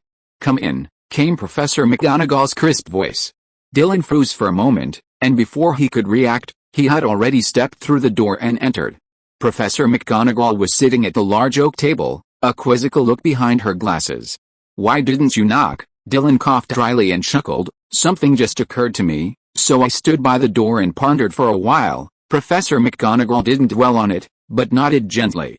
Then, having Dylan take out his notebook, she began explaining the spell details and answering Dylan's questions one by one. At the end, Professor McGonagall looked at Dylan with a gentle gaze. "Your understanding of transfiguration is already quite profound. All I can do now is guide you in the general direction of learning transfiguration, while also helping you better shape the spell, including secondary shaping." Dylan nodded, an impulse welling up within him. Finally, he mustered his courage, raised his head, and spoke in one breath. "Professor McGonagall, I was thinking, since I already have a solid foundation in transfiguration theory, then, could I have a practical transfiguration match with you? We could exchange transfiguration spells," Dylan added, fearing Professor McGonagall would overthink things. "I simply wish to test the results of my studies. Of course, I also very much hope to gain more from a duel with you." Professor McGonagall's eyes widened slightly upon hearing this, her quill pausing mid-air as a flicker of surprise crossed her face. However, she wasn't particularly offended by Dylan's proposal. It was rather rare for a student to proactively offer to spar with a professor. After a brief silence, Professor McGonagall's lips curled upwards. Far from rejecting Dylan's proposal, she smiled approvingly. "Dylan, your courage and enterprising spirit are truly Gryffindor-like. I'm pleased to see these qualities in you." With that, Professor McGonagall stood up, gliding lightly around the table to the center of the spacious office, raising her wand. "Come on, let me see your current strength." Unexpectedly, Professor McGonagall's attitude wasn't as stern as she'd expected. Instead, she agreed directly. Dylan was delighted. He quickly stood up as well. Seeing Professor McGonagall standing calmly, watching him quietly, Dylan knew that Professor McGonagall was letting him make the first move. He took a deep breath and didn't immediately cast a transfiguration spell on Professor McGonagall. Instead, he fixed his gaze on the paperweight on his desk. He waved his wand and shouted clearly and forcefully, "Transfiguration shift." A burst of pink light erupted from the tip of his wand, instantly striking the paperweight. In the blink of an eye, the paperweight transformed into an agile squirrel, its furry tail wagging as it pounced on Professor McGonagall. Squeak. Dylan was thinking of trying transfiguration on other objects, before finally attacking Professor McGonagall, to see if he could complete the refinement task. He waited a long time, but no prompt came. "Squirrels can't hurt people," Professor McGonagall calmly replied, a flicker of approval in her eyes. Then, she waved her wand and whispered, "Form reconstruction." A soft green light flew towards the squirrel, and in an instant, it was enveloped in light and transformed again, becoming an exquisite crystal brooch, reflecting a multicolored light and landing in Professor McGonagall's hands. Dylan paused. Unlike the clash of attacking spells, the battle of transfiguration spells had an extremely intense visual impact. Transfiguring an already transformed object meant the opponent's magic power had to completely overwhelm and obliterate his own. Professor McGonagall effortlessly transformed the squirrel he had brought to life into a brooch. This small detail alone demonstrated that Professor McGonagall's mastery of transfiguration spells still far surpassed his own. Dylan didn't dare to slack off. He glanced at the umbrella in the corner and waved his wand. Property transformation. The umbrella rustled and instantly transformed into a cobra, its triangular head raised high, slithering towards Professor McGonagall with a terrifying hiss. Indeed, finding a similar object to transform will increase the success rate and enhance the effect of the transformation. Professor McGonagall smiled softly, leaning slightly, and her wand drew an elegant arc in the air. Reverse incantation. A silvery light flashed like a sharp blade. As the magic enveloped the cobra, the venomous snake Dylan had conjured instantly transformed back into an umbrella. It fell to the ground with a resounding snap, its ribs clattering against the floor. Dylan's eyes narrowed, the situation almost over. He raised his voice, "Watch out, Professor McGonagall," pointing his wand directly at Professor McGonagall. Dylan shouted at the top of his lungs, "Vera Verdo!" A powerful pink magical light surged out, whistling like the wind as it rushed towards Professor McGonagall. "Use all your might," Professor McGonagall laughed. "But the spell won't get stronger just because you shout louder." Professor McGonagall held her wand horizontally in front of her. Vera Verdo, the light from Professor McGonagall's wand, far more concentrated and powerful than the vibrant pink radiance Dylan had unleashed, rushed towards the pink like a dragon poised for action. The two beams of light collided in midair, instantly filling the entire office with a dazzling radiance. Powerful magical fluctuations spread outward like shockwaves. Professor McGonagall stood firm, motionless, but Dylan gradually lost the ability to withstand Professor McGonagall's magic and began to stumble backwards. He steadied his wand, trying to increase the power of the spell. But the next moment, Dylan's spell was gradually suppressed in the continued confrontation, and then, Professor McGonagall's magic completely submerged Dylan. Suddenly, a chubby pink pig appeared. Huh? Chapter 67, What does it feel like to be turned into a pig by the professor? Dylan was enveloped by Professor McGonagall's magic, his vision suddenly distorted. His once level gaze was now reduced to looking up at Professor McGonagall's face. His once ordinary desk now resembled a towering cliff, looming before him.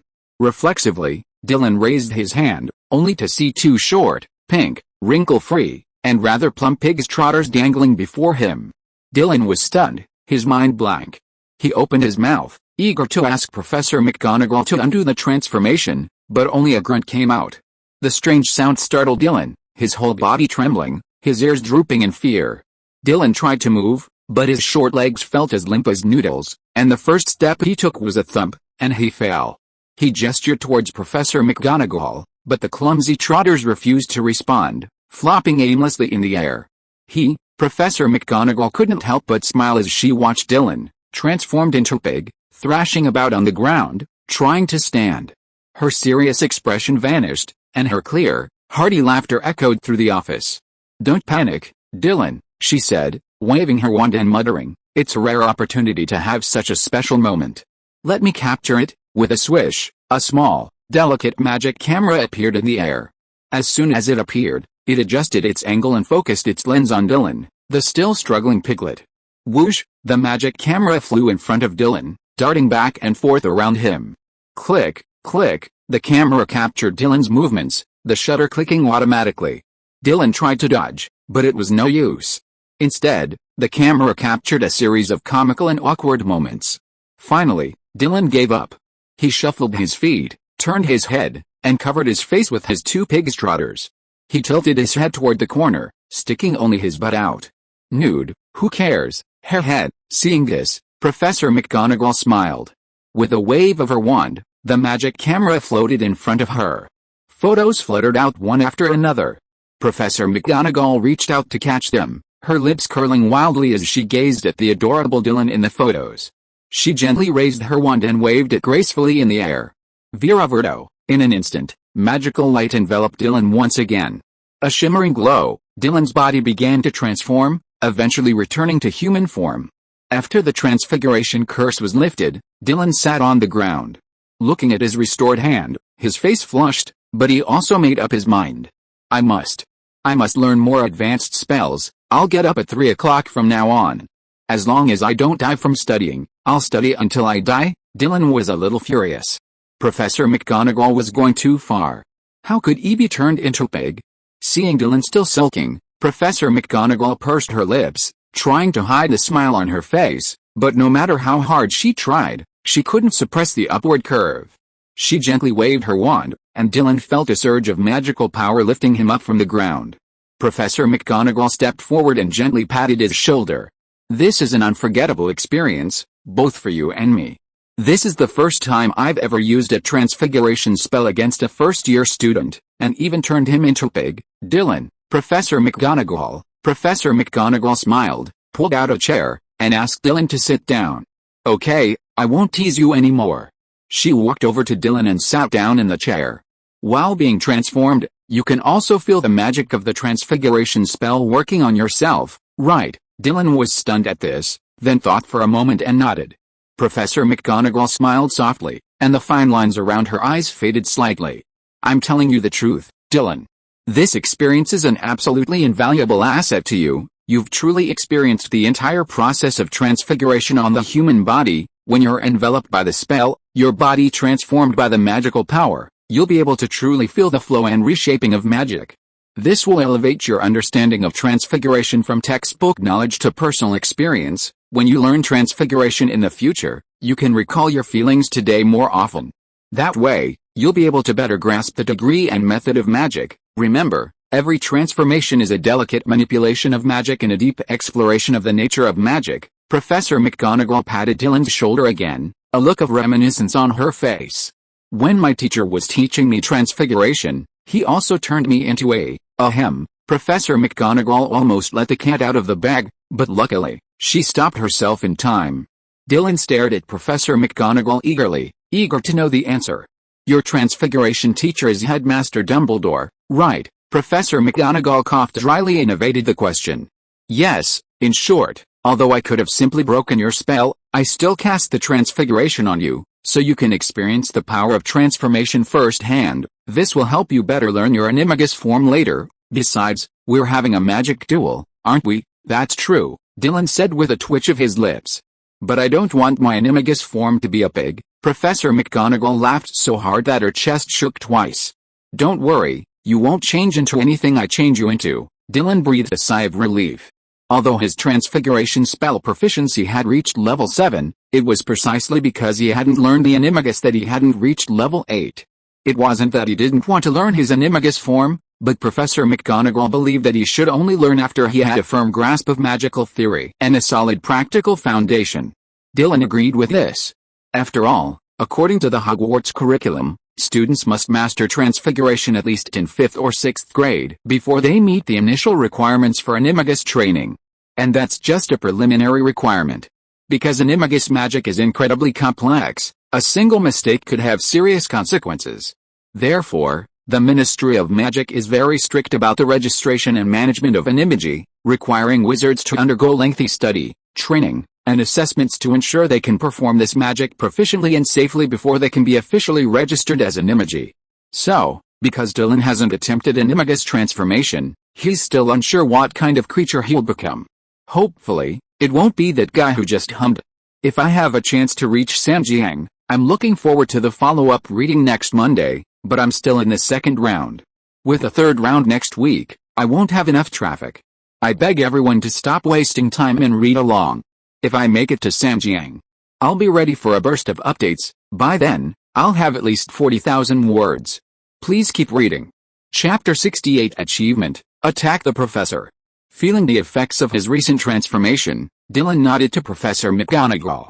Thank you for your trouble. As he thanked her, Dylan felt strange. He'd been transformed into a pig, yet he still had to thank someone for being kind. Is there any justice in this? Is there any law? After leaving Professor McGonagall's office, Dylan walked down the street, checking the achievement system notifications. Message: you, audacious and wicked little wizard, actually cast a transfiguration spell on Professor McGonagall. Message: you've achieved a new achievement. Dylan had intended to check if his finishing tasks were complete. Instead, the system popped up a notification that he'd completed an achievement. He cleared his throat, leaned against the wall, and walked forward, glancing at the system panel. Achievement: attacking the professor. Description: don't think no one knows your little trick. You just want to transform the professor into a monster, right? But it's a brilliant idea. Practice harder and strive to achieve your long-cherished wish soon. Lighting requirements: cast a transfiguration spell on a Hogwarts professor, intending to transform him into a deformed monster. Achievement reward: +1 to a max level intermediate spell. Is this crazy? What on earth is this system describing? He hadn't thought of turning Professor McGonagall into some grotesque creature. And this lighting requirement is too. Just as Dylan was about to complain, he shut up immediately when he saw the achievement reward. This time, the reward is a max level intermediate spell? Nice, never mind, since he didn't have that idea anyway, Why bother about the system's misunderstanding of him? Just get the reward. Dylan looked up at the system panel, and then a thought occurred to him. He suddenly felt as if he was at the very end of the universe. The darkness was endless, with only a single star overhead shining brightly. As Dylan looked up, the stars suddenly trembled, radiating a brilliant light. Streams of light streamed from the stars and fell into his body. The next moment, Dylan heard the subtle, dense fluttering of wings in the distance. In a blink, the sky was filled with a flock of birds. They surrounded Dylan, starlight filtering through the gaps between them, casting rays of light like tiny sequins. Dylan looked up, his gaze following each bird. The birds gathered in ever-increasing numbers, sometimes forming a winding dragon, sometimes a galloping horse. He was surrounded by them, his hair flying wildly in the air, his clothes rustling. Message: congratulations on mastering the maximum level spell, Bird Conjuring Charm. Summoning Charm. Dylan had already mastered and understood transfiguration charms to a certain degree, and had also studied summoning charms himself. Therefore, the Bird Conjuring Charm was no stranger to him. Now, however, he had fully maxed out the spell. The ethereal feeling he'd once felt when casting flock of birds vanished. Instead, a close connection, like a psychic bond, had formed between him and the birds. Dylan could clearly feel each bird as an extension of his body. With a single thought, he could command the birds to react with pinpoint precision, circling, diving, and forming complex formations. This unfettered control captivated Dylan, a sense of unprecedented satisfaction filling him, making him want to transform into a bird and soar into the sky. He even raised his wand. But then, a sharp, piercing bird cry jolted him awake, his vision clearing, the ecstasy fading. Dylan was startled. After mastering a spell at the highest level, could I still get lost? He recalled how he had just been completely absorbed in the sensory stimulation of magic, even wishing he could transform into a bird and soar high. A lingering fear welled up in his heart. Was that bird chirping just now a hint from the system? Dylan's brows furrowed. He had mastered so many spells at the highest level before, and nothing like this had ever happened to him. Yet, now, a single bird summoning spell had nearly gotten him lost. Dylan couldn't help but ponder. Even though I'd overestimated the power of transformation, I still didn't expect to underestimate it. He shook his head, his gaze firm. I'll learn magic so that it can be a tool to achieve my goals, not a master to control me. Dylan took a few deep breaths to calm himself, and was about to check if he had completed his finishing tasks when a sudden noise came from a distance ahead. Dylan looked up and ran into Malfoy and Neville in the corridor. That's my Remembranosphere. Give it back to me. Neville's face flushed red as he anxiously reached out, trying to wrest the Remembranosphere from Malfoy's hand. But Malfoy, with a playful expression on his face, waved the Remembranosphere over Neville's head, sarcastically remarking, "Look at what this is. A long-bottom heirloom, or something that reminds you how foolish you are." Seeing that Neville couldn't wrest the Remembranosphere from his hand, Malfoy's laughter grew even more unbridled. "You think you're worthy of being Harry's friend? You're still using a Remembranosphere. What? You're thinking of using it to remember where you left your brain? Don't be ridiculous. Maybe if you shake it around, something useful will come out of your empty head. Don't waste your energy. You won't be able to learn magic properly even if you take it back, you born fool." Furious and anxious, Neville leaped up to grab it, but his efforts were repeatedly elusive. Malfoy, impatient, gave a sharp push, freeing one hand to whip out his wand. Locomotor mortis. Dylan frowned, and without even using his wand, he instantly cast a bird summoning spell. Swish! Instantly, a nimble bird soared from the air, slicing a shadowy shadow through the air before swooping straight towards Malfoy's face. Malfoy was about to teach Neville a lesson, but he hadn't anticipated this turn of events. The bird slammed into his face, and Malfoy let out a sharp cry. His body instinctively stumbled back, and the sudden impact knocked his wand and memory ball from his grasp, instantly interrupting the leg-locking spell. Seeing this, Neville quickly grabbed the memory ball, preventing it from falling to the ground. However, Malfoy's wand clattered to the ground. Neville looked up at Dylan approaching, a flush of surprise on his cheeks. Dylan. If you are listening to this novel on a channel other than Fanfic World, it means it was downloaded and re-uploaded without effort. We warmly invite you to visit our channel, Fanfic World. There you will find the original version of this story and many other novels of various genres. We look forward to seeing you dive into a world of incredible novels. Chapter 69, Did this damn Dylan cast the Imperius curse on Professor Snape? Malfoy froze at the name, and after struggling to regain his balance, he quickly turned around. Seeing the person approaching, he didn't dare say a word, but instead glared at them angrily. However, his face still bore the marks of the bird's claws. Malfoy, did I ever tell you not to mess with my friends? Malfoy paused. When did you ever say that, Dylan? Didn't I tell you that? He recalled the lesson he had given Malfoy during their last flying lesson. It seemed like just a few simple scoldings. Dylan looked at Malfoy sternly. It's okay, now I've said it, Malfoy. You really are nosy. Malfoy glared at Dylan. Dylan chuckled, unconcerned with the glare, and slowly raised his hand, gently waving at the bird that continued to circle Malfoy's head. Suddenly, the bird fluttered over, gently folding its wings and landing steadily on Dylan's shoulder, nuzzling its head affectionately against his neck. Dylan reached out and stroked the bird's forehead. Then, a faint ripple of magic spread from his palm, enveloping the bird. Gradually, the bird's form faded and vanished. Malfoy and Neville were stunned by Dylan's display of skill. You can cast spells without a wand. Malfoy's eyes widened in disbelief. Oh my god, Dylan, you've gotten even better. Neville was a little envious. Dylan smiled. I don't like to pick on children, but I hope you won't always mess with my friends. What are you talking about? Aren't you a child too? Malfoy blinked slightly, then came to his senses, his eyes widening with anger. No, are you treating me like your lackey? How dare you order me around, you guy finder? I'm a Slytherin. Dylan blinked. Oh? I sometimes brew potions with Professor Snape's help, but I didn't know, so Slytherins only rely on their hide and spellcasting to bully others just to please themselves. Dylan gripped his wand. That's a really good question. Should I send a message to Professor Snape and ask him about it? Malfoy's expression froze. He recalled passing by the potions classroom earlier, gazing longingly through the small window at Professor Snape intently guiding Dylan in brewing potions.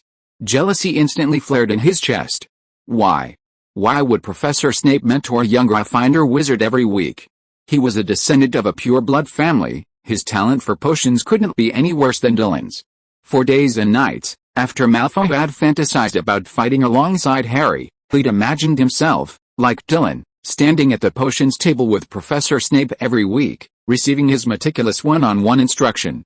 But after meticulously preparing countless times and requesting extra lessons from Professor Snape, despite his confidence each time, he was met with only ruthless rejection. Damn Dylan, did he put Professor Snape under the Imperius curse? As a Slytherin, he should have been favored by Professor Snape and given special attention.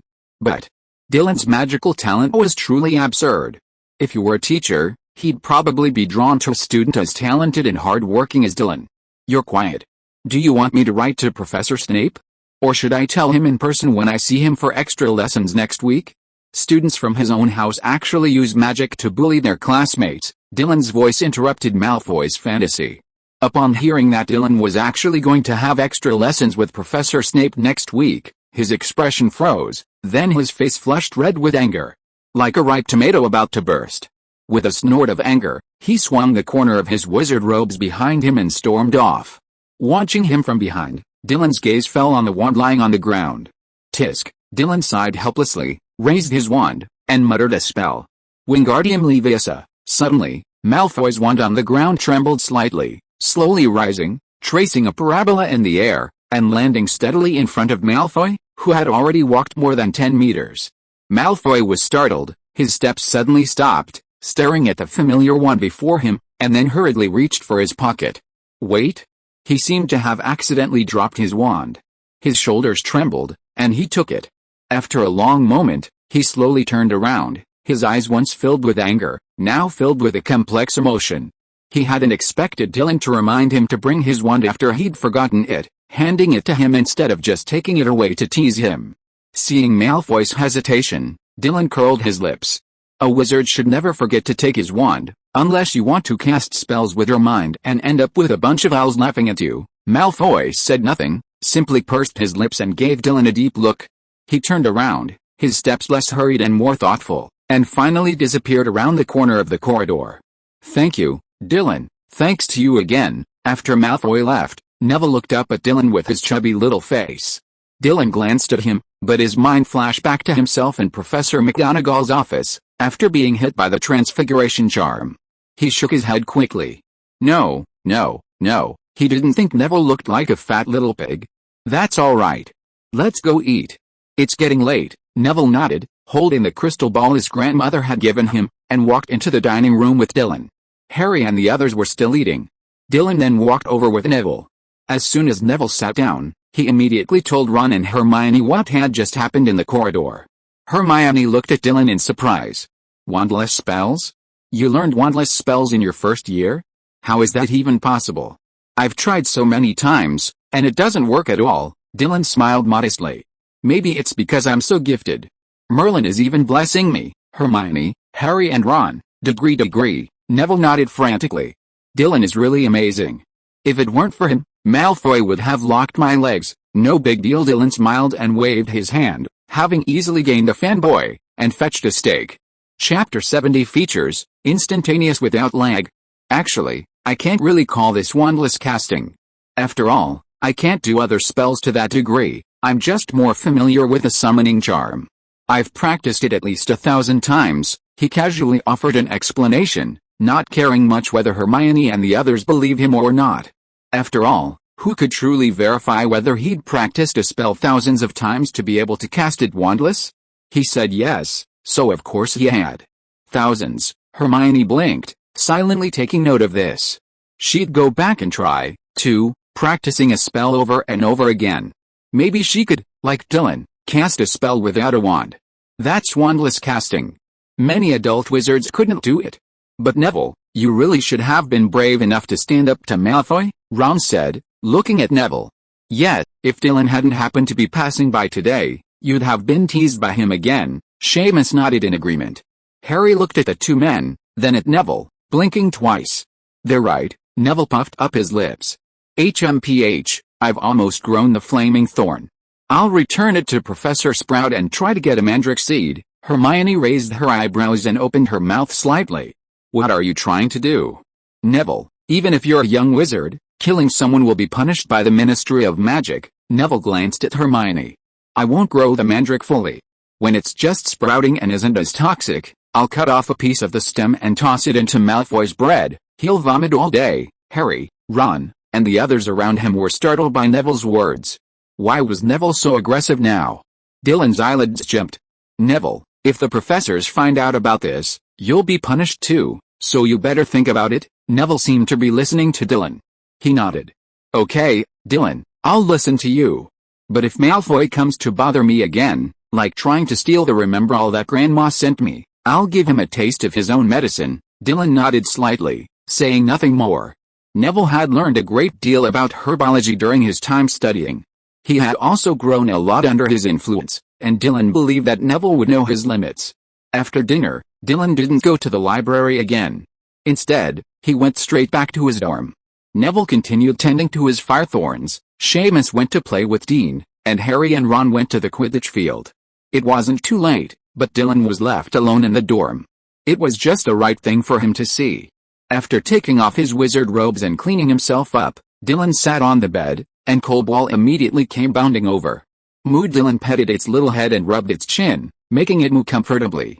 After sleeping in Dylan's arms for so long, it had lost its initial aloofness and had become much more affectionate. You've grown a lot. Dylan held Cole in his arms.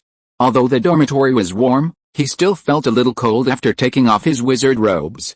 Guess I need to buy a few more robes, even though the aesthetic effect of wizard robes can't be fixed, but wouldn't it be nice if I could transform all these robes into clothes I want to wear? That way, I wouldn't have to transform them back into robes. When I wanted to wear them, I could just pull them out and put them on. When I didn't want to wear them anymore, I could just put them back into my inventory in the system panel. Good idea. Why didn't I think of that earlier? Making a note of this, Dylan looked up at the system panel. After all this time, he finally had time to check if he had completed the spell refinement task. Message: You have completed the Transfiguration spell refinement task. Message: You've activated a new feature of the Transfiguration spell, instantaneous transformation. Dylan's eyes lit up at the system prompt. He quickly checked the specific capabilities of this new Transfiguration spell, instantaneous transfiguration. When you cast the Transfiguration spell, you can transform instantly, without any delay. The moment you cast the spell, the target undergoes the desired transformation. Note: Whether the transformation is successful depends on your spell proficiency and the target's magic resistance. Sure enough. A very powerful feature. Dylan's face lit up with joy after reading the description of this feature on the system panel. In reality, even if one reached the maximum level of transfiguration, they probably wouldn't be able to achieve this instantaneous transformation with just a thought, right? Moreover, being able to transform directly from within the head, isn't that a new kind of wandless spellcasting? Dylan was eager to experiment with this instantaneous transformation. There was a commotion outside the dormitory, but the room was completely quiet. Dylan didn't raise his wand, but instead looked at an inkwell on the table. He took a deep breath, and suddenly, like a slideshow, a majestic eagle sculpture emerged in his mind. As his thoughts progressed, Dylan could clearly feel his magic mobilizing. As he chanted the spell, almost instantly, a dazzling light erupted from the inkwell. As the light faded, the inkwell vanished, replaced by a lifelike eagle sculpture, head held high, wings slightly spread, as if ready to take flight. Exactly the same eagle I encountered in the hallway when I first arrived here. Dylan narrowed his eyes at the eagle sculpture and cast the transfiguration spell again. This time, however, he also incorporated the magical properties he possessed. In an instant, Dylan's mind rapidly conjured 10 objects. Swish, the magic power instantly acted upon the eagle sculpture, and a dazzling light erupted from its surroundings. In the blink of an eye, the eagle transformed into a nimble, leaping hare. But this was only the beginning. Before the hare could even hop twice, a second ray of light erupted. The rabbit transformed into a thick, ancient magic book, and the pages automatically turned quickly. Then came the third, fourth, fifth, until the last ray of light, which shone out from the body that had transformed into a rose. The bright rose transformed into a white dove, flapping its wings, and flew onto the table. With Dylan's thought, the white dove transformed back into an ink bottle in its original position. Not bad. Even with the current 7th level transfiguration spell, I can fight many adult wizards. Chapter 71, Deathly Hallows Experience Card purchased for 10,000 galleons. With the new properties of the transfiguration spell, combined with my own unique ability, spell bursts, as long as I don't run into the professor, I'm not completely powerless. Dylan pondered for a moment, deciding to sneak into the Forbidden Forest tonight. But my concealment spell isn't perfect yet. If I run into a master wizard, I'll likely be discovered. Dylan considered borrowing Harry's invisibility cloak. But he didn't really want Harry to know he was sneaking into the Forbidden Forest at night. If Harry knew, he might beg him to go along. After a moment's thought, Dylan glanced at his wizard robes. I might as well try my beautification function. If I can turn my robes into an invisibility cloak, I won't have to bother Harry anymore. With that in mind, he pulled out his spare wizard robes. If I just make the robe transparent, I'm just wearing the Emperor's new clothes. I can't hide myself, so, at least I have to give it an effect that renders the wearer invisible. After mentally deciding to make the robe invisible, a system prompt popped up. Message, based on your idea, do you want to spend 100 galleons to beautify your wizard robe? Dylan confirmed.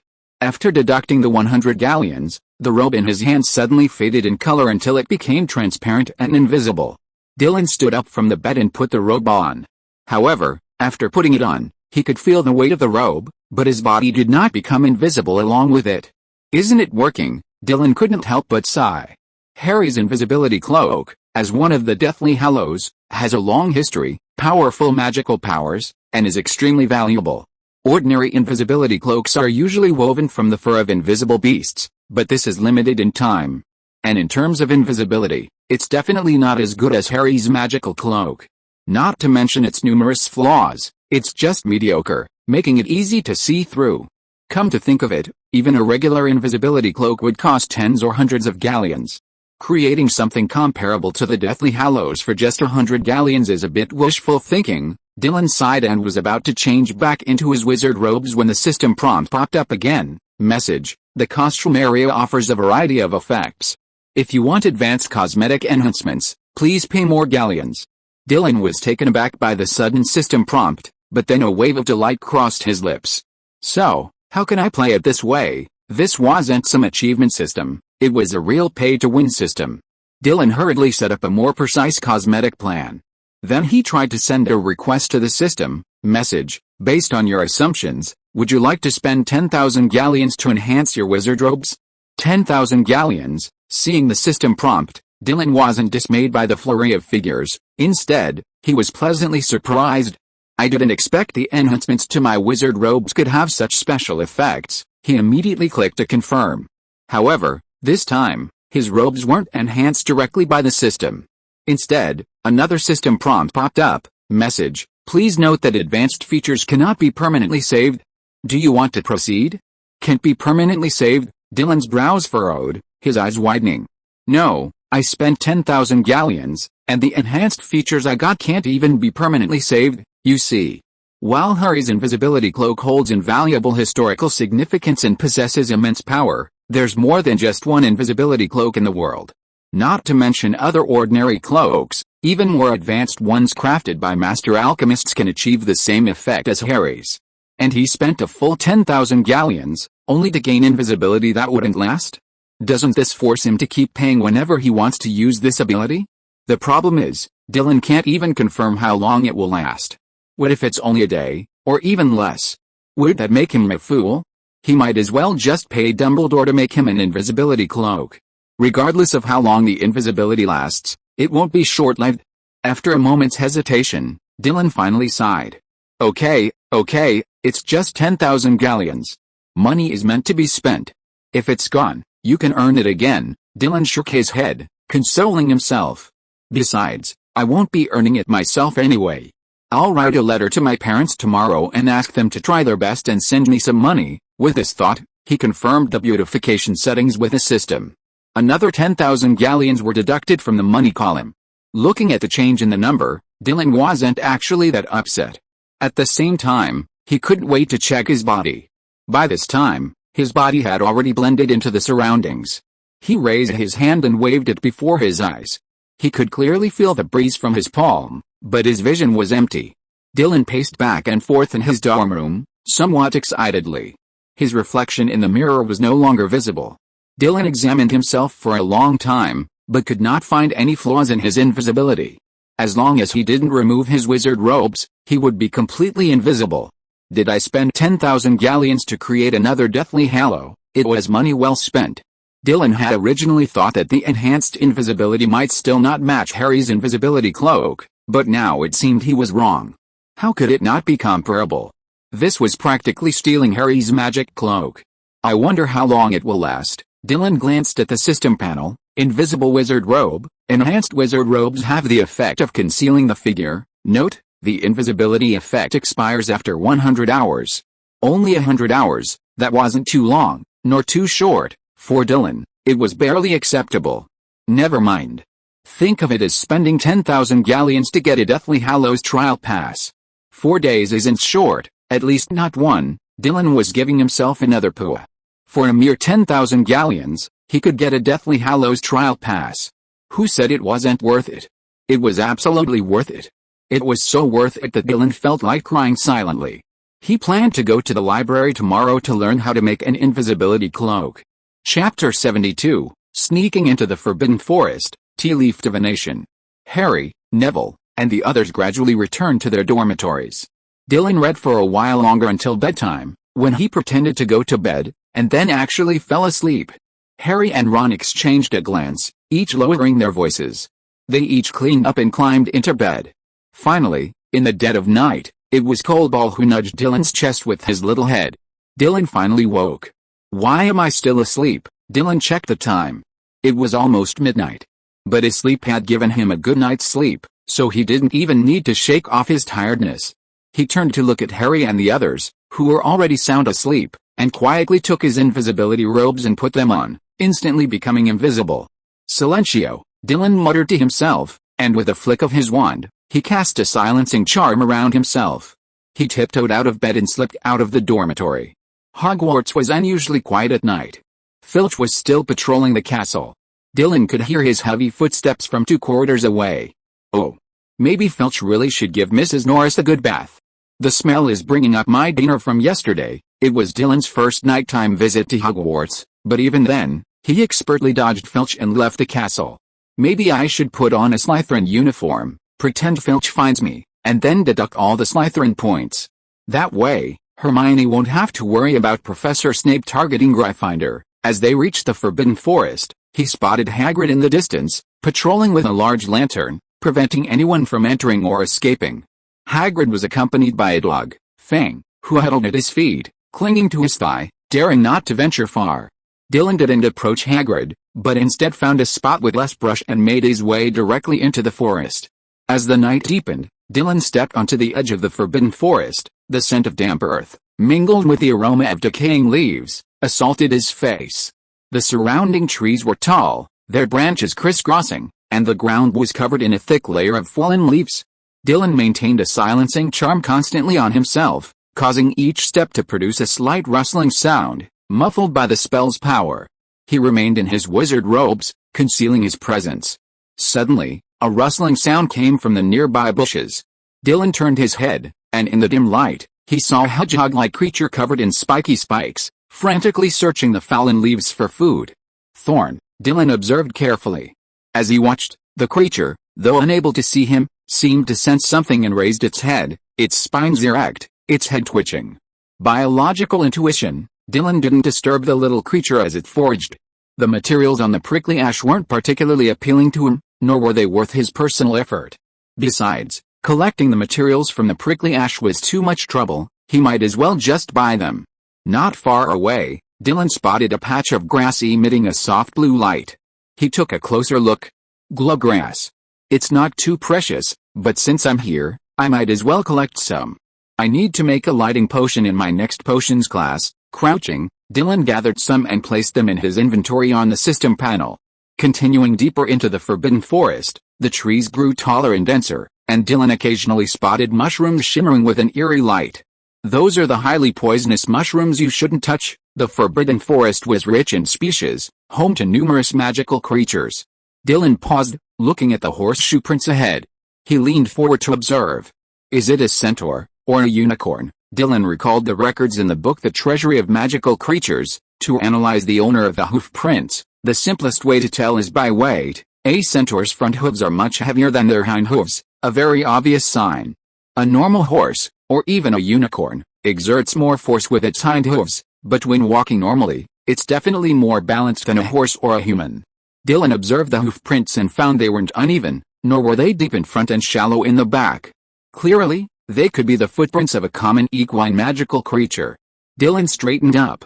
Of course, it could also be a unicorn. However, unicorns are difficult to spot, and he didn't expect to be so lucky as to stumble upon one right after entering.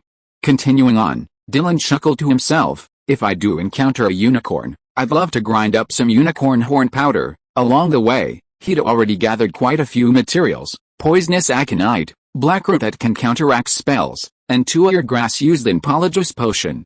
But after searching for a long time, he realized he seemed a little lost. Strange. I clearly planned my route, but it seems I'm in the wrong place right now. He still hadn't found any trace of the Acromantula. Hagrid's presence in the Forbidden Forest is quite noticeable, but he doesn't seem to frequent Acromantula territory. This meant that even though there were traces of Hagrid's usual path, Dylan couldn't rely on them to find the Acromantula. So that's the case. Dylan stopped, then pulled a tea leaf from his pocket and crouched down beside a moss-covered boulder. Luckily, I learned a lot about divination from Professor Trelawney, and now it comes in handy just to find a way. Tea leaf divination, in particular, was something he had specifically asked Professor Trelawney to teach him. It was quick and convenient, and very much in line with Eastern divination techniques. Dylan held the tea leaf in his hand and pulled a glass of water from his inventory. Since the inventory had no restrictions on what could be placed, Dylan stuffed quite a few things in there, just in case. He raised his wand and waved it gently. Califatio, heated up quickly. A stream of magic flowed from the wand and poured into the cup of water in front of him. Soon, the cold water in the cup was rapidly heated until it boiled. Dylan put the tea leaves in at the right time, letting the tea leaves roll and rotate in the water, gradually stretching out. When the tea gradually cooled down, he drank most of it in one gulp, leaving the tea leaves in it, and then he picked up the teacup and gently rotated it 3 times to let the tea leaves sink to the bottom of the cup. Dylan stared at the tea leaves, silently thinking about the direction of the 8-eyed giant spider in his heart. Until the tea leaves completely settled, he found that some strange pattern seemed to have formed on the tea leaves. On the middle vein of the leaf, Dylan saw a huge arrow pointing at himself. Huh? Chapter 73 Take my Avada Kedavra. Going the other way, Dylan was still pondering the results of his divination. Suddenly, a pungent, fishy smell reached his head, followed by a sharp, whistling gust of wind. Dylan instinctively looked up to see a massive acromantula swooping down from the sky, its fangs bared. Under the dim moonlight, its bristles were distinct, its 8 eyes gleaming in oily green light, its sharp fangs bared, poised to pounce on Dylan and tear him apart. Oh my god. So the arrow is pointing directly at my head. In a life-or-death moment, Dylan didn't hesitate and cast a wandless spell.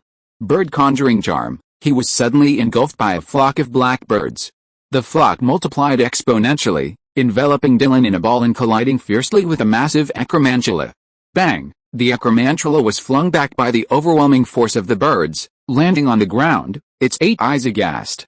Dylan took advantage of the moment the giant spider was briefly stopped and waved his hand.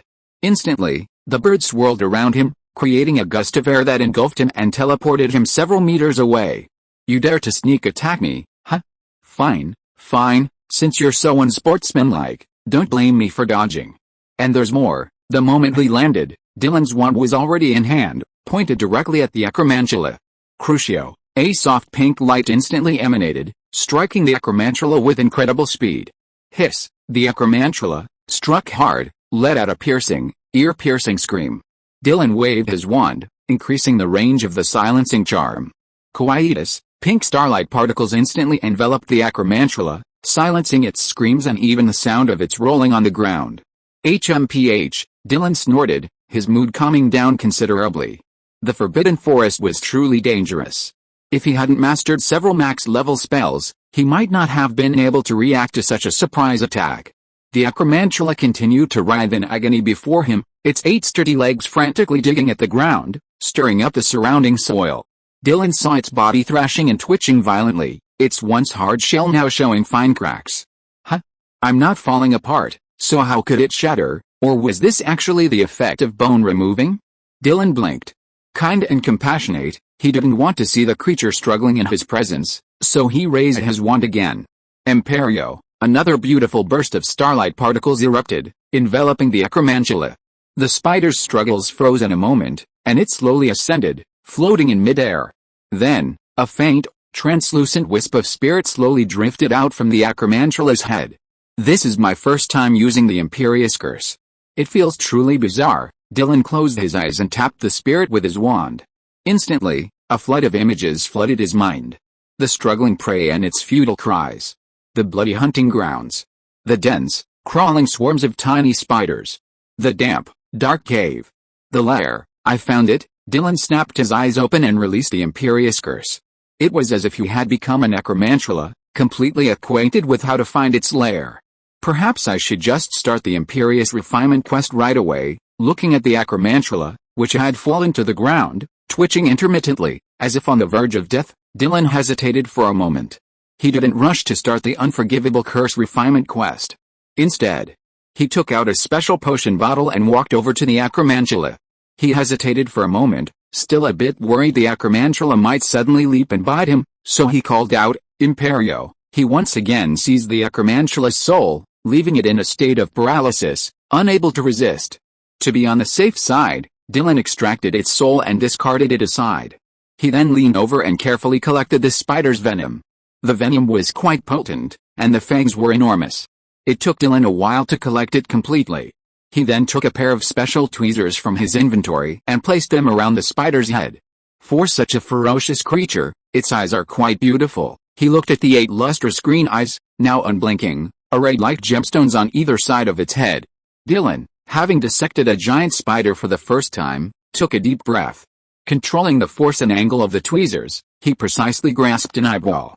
He swung it left and right, then with a gentle push, plucked it from the giant spider. He placed it in a small, specially prepared wooden box to preserve its freshness and integrity. Dylan removed the spider's eyes one by one, then produced a pair of large magical scissors. He'd purchased them in Diagon Alley. They were so sharp they could even cut through magical steel, and they were enormous. Dylan needed 2 hands to hold them steady. He reached under the spider's abdomen, aligned the scissors, and slashed with a sharp, piercing sound. Puff! Dylan cut open the spider's abdomen and began to sort through the internal organs and silk. That's all the silk we can get. Next time, I'll use Cruciatus to torture it a little longer. Maybe that way I can get more. Dylan had almost finished gathering the materials from the acromantula. He looked at its tattered body, then at the spider's soul floating nearby. Isn't it a bit inappropriate to ask you to go back now? The acromantula floated in midair, its eyes glazed over. Wait, it's already so late. Dylan checked the time and saw it was past 3, almost 4. No, I have to go back and get some sleep. He looked back at the spider and pointed his wand. The spider's soul instantly burrowed into it. The already tattered body trembled. Dylan hurriedly said, "Wait, don't die yet. Take my Avada Kedavra before you die." He moved his wand again. Avada Kedavra, X10. Avada Kedavra, X10. Avada Kedavra. Dylan unleashed a final Avada Kedavra at the already dead acromantula, glancing at the system panel with anticipation. Even though the spider had been completely slain by his first Kedavra strike, the intensive training quest didn't forbid 43 consecutive Avada Kedavra strikes on a dead creature struck by the Kedavra curse. Chapter 74. The characteristics of the life-taking curse are activated, and the killing intent burns the sky. Message: You've completed the Avada Kedavra refinement quest. Message: You've unlocked Avada Kedavra's new trait, Death Slayer. You actually did it. Dylan smiled. He hadn't expected it to be so easy to complete the Avada Kedavra refinement quest. Apparently, this refinement wasn't difficult at all. Dylan checked out the new abilities of the Kedavra curse, Death Slayer. When you cast a Kedavra curse, you can use this trait to automatically expand or close a circular field of destruction with a 4-meter radius centered on you, lasting 4 seconds.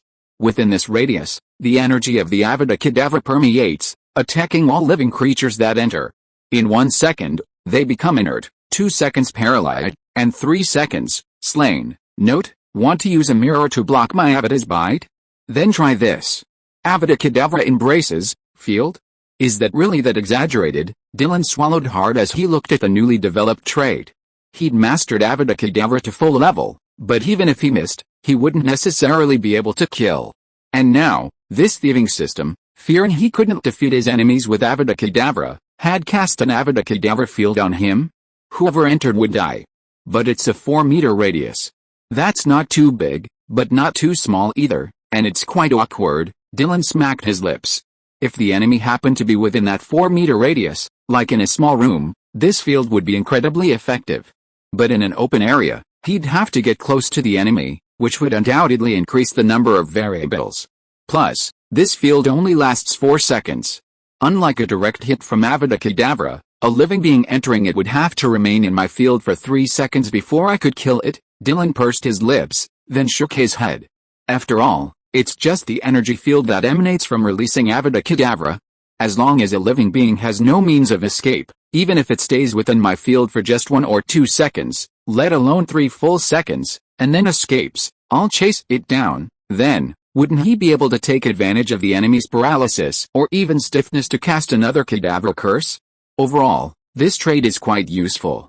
It complements Dylan's attacking arsenal and becomes a crucial trump card. Haha. Who could have imagined that a first-year wizard not only knows how to cast unforgivable curses, but also has to endure the after effects of the Kedavra curse whenever he gets close? This trait would be incredibly effective for stalking enemies. Dylan was very satisfied. It was worth his time wandering around in the forbidden forest in the cold wind at night. He looked down at the corpse of the acromantula and thanked it. This giant spider had not only dedicated its everything to him, but had also cultivated the Avada Kedavra trait for him. I forgive you for attacking me by surprise. Dylan raised his spell, and a pink furry rabbit, engulfed in fiend fire, leaped from the air and descended upon the giant spider. The pink flames were breathtakingly beautiful, gradually engulfing the acromantula's body. In the end, not even a shred of ember remained. Watching the massive spider dissolve into dust before his eyes, Dylan felt a surge of emotion. He felt a strange feeling at a moment. A tingling sensation slowly spread from his heart, spreading throughout his body. It wasn't a pleasurable feeling, but rather a strange, tingling sensation. As if countless tiny electric currents were repeatedly coursing through his veins and nerves. The unforgivable curse lives up to its name. There are many ways to kill a person or a creature, such as shattering, ripping apart, and fiend fire. However, these spells can be countered. But Avada Kedavra is unstoppable. Once struck, One is easily slain. But a flash of pink light passed by, and her life was extinguished. No wails could be heard, no struggles could be seen, death was so effortless. Life vanished so effortlessly, it made it difficult to even perceive its preciousness. Fortunately, I'm immune to the negative psychological effects of the dark arts. I don't need to endure the negative emotional manipulation of the unforgivable curses. As long as I can maintain my true nature, realizing that I'm studying spells and that the unforgivable curses are merely tools, I can do without them, but I can't live without them. I won't become a murderous maniac like Voldemort. He studied magic simply to avoid being used as a pawn by others, or dying a fleeting death like so many others in the original novels. To achieve this, he had to be powerful enough, so powerful that even Voldemort would have to cry out. Dylan, meanwhile, he could study the relationship between immortality and magic, allowing his adoptive parents to live longer and preventing Voldemort from killing fewer people. Perhaps, when I've mastered magic, I can even travel to other worlds. After all, wasn't he a time traveler himself? This was also one of the reasons Dylan was so passionate about studying magic. If he had the chance to experience the sights of other worlds, all his diligent study would be well worth it. Glancing at the time again, Dylan looked up into the depths of the Forbidden Forest. But he didn't go any deeper. Instead, he turned and left. Curfew hadn't yet ended. Dylan returned to his dorm, cleaned himself up, and hurried into bed, cuddling the cold rickets waiting for him. It wasn't until morning that Harry woke him. "I can't believe you slept so late, Dylan. Were you tired yesterday?" Ron asked, perched beside Harry, a look of amazement on his face. Dylan rubbed his eyes.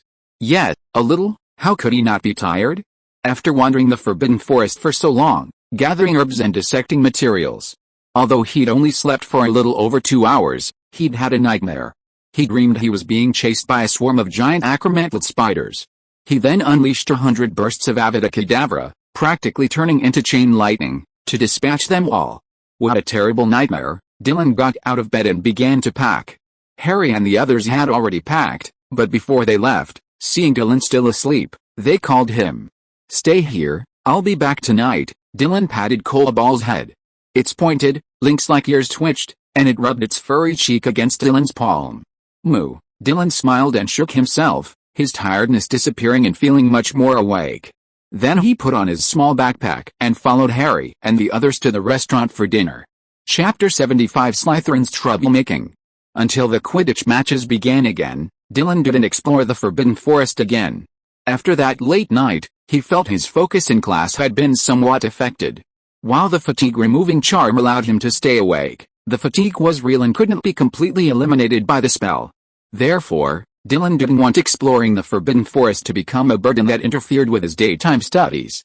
He went there to complete his finishing assignments and to gather ingredients so he wouldn't always rely on Professor Snape for potion preparation. He also had some special potions he wanted to brew or experiment with on his own, and didn't want others to know about them. Therefore, he naturally had to prepare these ingredients himself. Going to the Forbidden Forest every day just to gather ingredients would be a waste of time, something Dylan didn't want to see happen. So, he decided to only visit the Forbidden Forest on weekends. That way, even if he had to attend extra classes with other professors, he'd still have plenty of time to rest during the day. Rested, he could study better. On the day of the Quidditch match, Harry heard a tip from Ron. Professor Dumbledore would also be attending. This cheered Harry up considerably, and he ultimately didn't choose to skip the match due to fears of Quirrell's next move and Professor Snape's refereeing. Everyone entered the pitch. Harry looked at Dumbledore, seated in the teacher's booth, and his mood improved. But when he saw Professor Snape approaching the referee's booth, his mood plummeted again. "He'll definitely be targeting me to deduct points. He always finds an opportunity, just like in potions class." Dylan, sitting in the audience, couldn't help but laugh at Harry's dejected expression. Perhaps because of Professor Snape's presence, Harry played with all his might throughout the match. He even set a new record in Hogwarts Quidditch history. 3 minutes and 24 seconds. At the crucial moment when Professor Snape attempted to interfere, he successfully caught a golden snitch. The entire Gryffindor faculty and students jumped from their seats in excitement. Hermione's face flushed with excitement as she jumped and waved the Gryffindor banner, Neville's bed sheet. Ron whistled excitedly, his shrill whistle piercing the cheers. Even Professor McGonagall's face flushed, and she clapped her hands together, applauding Harry. Dylan was equally excited, almost wanting to unleash 100 Avada-like chain lightning bolts to cheer everyone up. Meanwhile, not far away, in the Slytherin stands, the atmosphere was completely different. Everyone's face was gloomy, their expressions of discontent. Malfoy, in particular, gritted his teeth, his fists clenched. He simply couldn't stand seeing Gryffindor so prominent in front of everyone. Especially those he despised, who were now glaring at him with a defiant air. Malfoy whispered something to the people around him, and then 2 Slytherins approached the Gryffindor side. The 2 men walked furiously, shouting in mock conversation. What are these Gryffindor idiots so excited about? They just won the match by luck. What's there to be proud of? That's right. If the golden snitch hadn't just walked right into their own hands, how could it have been caught so quickly? Winning the match by sheer luck can still excite these reckless guys? I don't think they understand the true art of Quidditch. Besides, good luck doesn't always favor fools. Especially those with impure blood. Humph, without noble blood, even if they become wizards, their parents are just pitiful muggles, the lowest of the low. Many Gryffindor students frowned at the insulting words these 2 students said. Some glanced at them, about to approach them to argue. But the 2 first-year Slytherin wizards, seemingly wanting more Gryffindors to hear their harsh words, kept pacing the edge of the stands. Finally, one of the overweight men slipped and lost his balance, plummeting toward the stage. The smaller kid nearby tried to reach out to grab him, but was dragged down with him. The crowd erupted in exclamations. Dylan was a bit stunned by the 2 men's folly. How could someone be so foolish as to try to cause trouble for others, only to end up falling off the stage themselves? Since they were so far from the teacher's booth, no one noticed what was happening. Dylan helplessly picked up his staff. Just like in flying class, he'd used spells to cushion Neville's fall. Retardo Modus, Arresto Momentum, he could have easily cast a levitation charm to pull the 2 men out. But why did he? Just let them fall, it would teach them a lesson. The spells were cast, and the exclamations of the 2 figures, one fat and one thin, ceased abruptly, had already fallen onto the Quidditch pitch. Dylan's magic had only slowed their fall just before they hit the ground. Dylan walked to the edge of the stands and glanced down. He saw the 2 men clutching their buttocks, faces etched with pain, but unable to cry out. Well, it's okay to teach them a lesson. The referee of this match, Professor Snape, noticed the situation, his brow furrowed, and he strode over from the referee seat. He immediately saw that the 2 men who had fallen onto the pitch were his Slytherin students. You, Professor Snape, his face gloomy, had just opened his mouth to question when Dylan suddenly took a step forward and stood in front of Snape. Professor, after Harry won the match, your Slytherin students came over and started hurling insults at him. Before we could even say anything, they fell. Dylan sighed helplessly. Luckily, I used a reprieve. I mean, a slowing spell and a damping and stopping spell, so they didn't get hurt too badly. I really don't understand why they did that, but it's clear they've paid the price for their insults. Professor Snape, clad in a black robe, thrust his weight into the Gryffindor stands. The Gryffindor students who had been about to rush over to confront the 2 men shrank back, retracting their steps. Upon hearing Dylan's words, Professor Snape cast a cold glance at the Gryffindor crowd. End of this chapter. Thank you so much for reading until the end. Don't forget to give it a like. Looking for more exclusive content and immediate access? Subscribe to our Patreon. Remember, every like, subscription or donation encourages us to continue. Thank you all. See you in the next video.